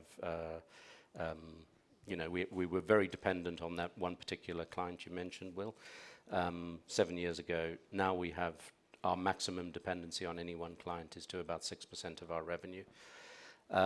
We're also across all platforms now, so console remains an important platform for us, but it's by no means in proportion to what it was 7 years ago. And then the other thing is that we have a very different sort of gaming market. So 7 years ago, we were still in a retail packaged product environment. And what we saw was that our clients very quickly cut off support for the old console and focused attentions on the new console.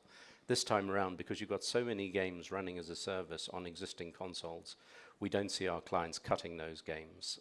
We see our clients definitely building games to showcase the features of the new console, but they're going to need help with maintaining their games on the existing platform as well. And we're having conversations with some of our clients around exactly that sort of subject.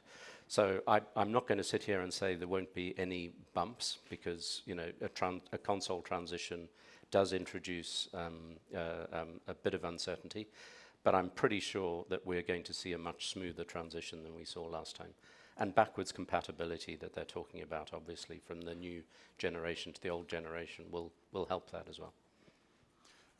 And a completely separate question, and we talked a bit about pricing before, but how do you cascade more pricing sophistication into what is a pretty diverse and where the pricing conversations are often at quite a low level through the organization? Yeah, so I think it's about 18 months ago, we hired a chief marketing officer. It's a role that we didn't have before. And he came with a background of pricing. So he's been doing a lot of work on strategic pricing, thinking about how we price. And it's not always about increasing price, but it's about being a little bit more adaptive with your pricing. So, you know, as you've seen, some of the efficiencies or inefficiencies that can be generated when you put a project on the day shift that prevents you from using your seats in the morning or in the evening shifts. When you're putting a project into a closed room and you've only got occupying 20 seats of 40 seats within that closed room.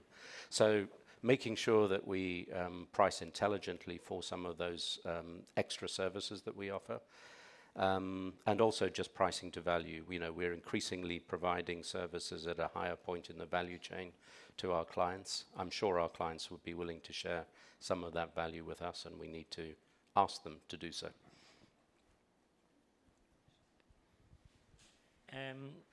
So just touching back on M&A, obviously we all know it's been a light year compared to historically. If the focus is really to be on like games development, how do you maintain like that 1.1 if when you see the growth in that market? Well, so game development is an interesting one. So the market's certainly growing. There's a huge trend towards outsourcing, but unlike the sort of scale that you've seen us be able to achieve with functional testing, the resource type in game development is very different. You've got to hire, attract, retain C++ programmers, you know, really good, experienced video game developers, game designers, expert analytics people, and so on, to support this game development activity. So I think, you know, we've been very fortunate in obtaining a 30% growth rate from our game development business this year. You should definitely not expect us to be able to repeat 30% organic growth in that market going forward.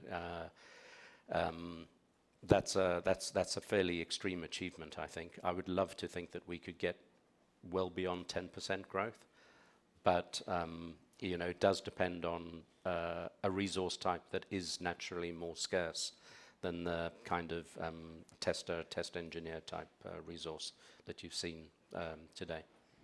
And just one last one, in terms of the opportunity set in the pipeline within that, like, do they range from sort of 20 million plus businesses down to sort of your 0 to 5? Like, what's the yeah, I think split? I think most of them would be looking at businesses anywhere between let's say 3 and 30 million. Thanks. Sort of, yeah, sort of both. Well, yeah, it depends. Yeah. Andrew, we started talking about this a little bit before earlier, but would be curious to hear what you think the opportunity is in China over time. Yeah. Whether that's Western publishers that want to move their games over there, or Chinese companies that want to sell abroad. Yeah, so I mean, we are very present in the Chinese market. We have about 800 people based in 5 cities in China. We have 5 studios over there. Most of the work we're doing there, though, is actually for Western developers. It's on the art services side. So China is the biggest single producer of trained video game artists coming out of university and college. So that's why we're there. Our other exposure to China is that we work with, I think most of the larger Chinese game developers in helping them bring their products to the West. And obviously that's a business that's growing. And then we have for some time been working with Western developers to adapt their games in terms of localization and culturalization to make them appropriate for the Chinese market. And we continue to do all of that. I think as a business, probably the most growth we're seeing is in supporting the Chinese companies in bringing their games to the West. We are doing a little bit of work on the art side in supporting domestic Chinese production, but it really is a very small percentage of what we're doing. And of course, you know, I think it's going to grow. So, you know, in terms of our long-term stance on China, we're very positive about it. We've seen Chinese companies being prepared to pay up for quality, and we're hoping that trend continues as well. Just based on the last couple of deals that have gone through, is Keywords pivoting a little bit towards the film and TV industry? Yeah, it's a good question. So we have for some years been sort of bleeding over into film and television. So some of the work we do in the art side, even in our trailer business, you know, we've made trailers for Netflix and so on. And in our, you know, our VFX and our art side, some of that work we'll end up supporting movies like Mission Impossible with motion graphics and so on. So we do bleed across a little bit into those areas. And what we've done recently, we've made a couple of acquisitions that go, broadly speaking, into the sort of subtitling and dubbing side of video games. So we've been approached over the last few years by companies in that over-the-top TV space, you know, the Netflixes of this world, that are very interested in our studio infrastructure and in the work that we do in the games business. What they call subtitling and dubbing, we call localization and voiceover. It's essentially the same sort of service, but for a different type of content. They see us doing something which they think is much harder because we're dealing with this crazy world of interactive content and sentences that are being made up in real time within the game engine. And obviously they're dealing with a linear content type. Now they're very hungry for additional capacity in that market. So all we're doing at the moment is really dipping our toe in the water. We've made a couple of acquisitions that allow us to sort of see that market a little bit more closely, while also being able to leverage synergies. So we acquired a business in Germany called TV Synchron a few months ago. And the rationale behind that was, yes, it's in the film and television space very, very firmly in that. We had built up a small organic team of half a dozen people that just focus on film and television. We've been getting some of our studios Netflix approved, and we've been doing some work for them and others within our existing game studios. But this was an opportunity to really get more firmly into that business while not placing a very big bet on it, and also being able to use that studio for video game work in the German market, where we were kind of under capacity anyway. So it's a bit of a mixed thing. I think rather than think we're going to make some big play in that market, this is really just a question of us educating ourselves a little bit. And we've always kept an eye on it, but this is a way in which we can keep an eye on it a little bit more closely. I think we're questioned out, and I don't know about anybody else, but I'm getting thirsty. So sorry. Once again, I should stand up and say a very big thank you to all of you again for coming out here. I hope you got what you expected to get out of the sessions and out of the tour. And please do join us for a drink. Thank you.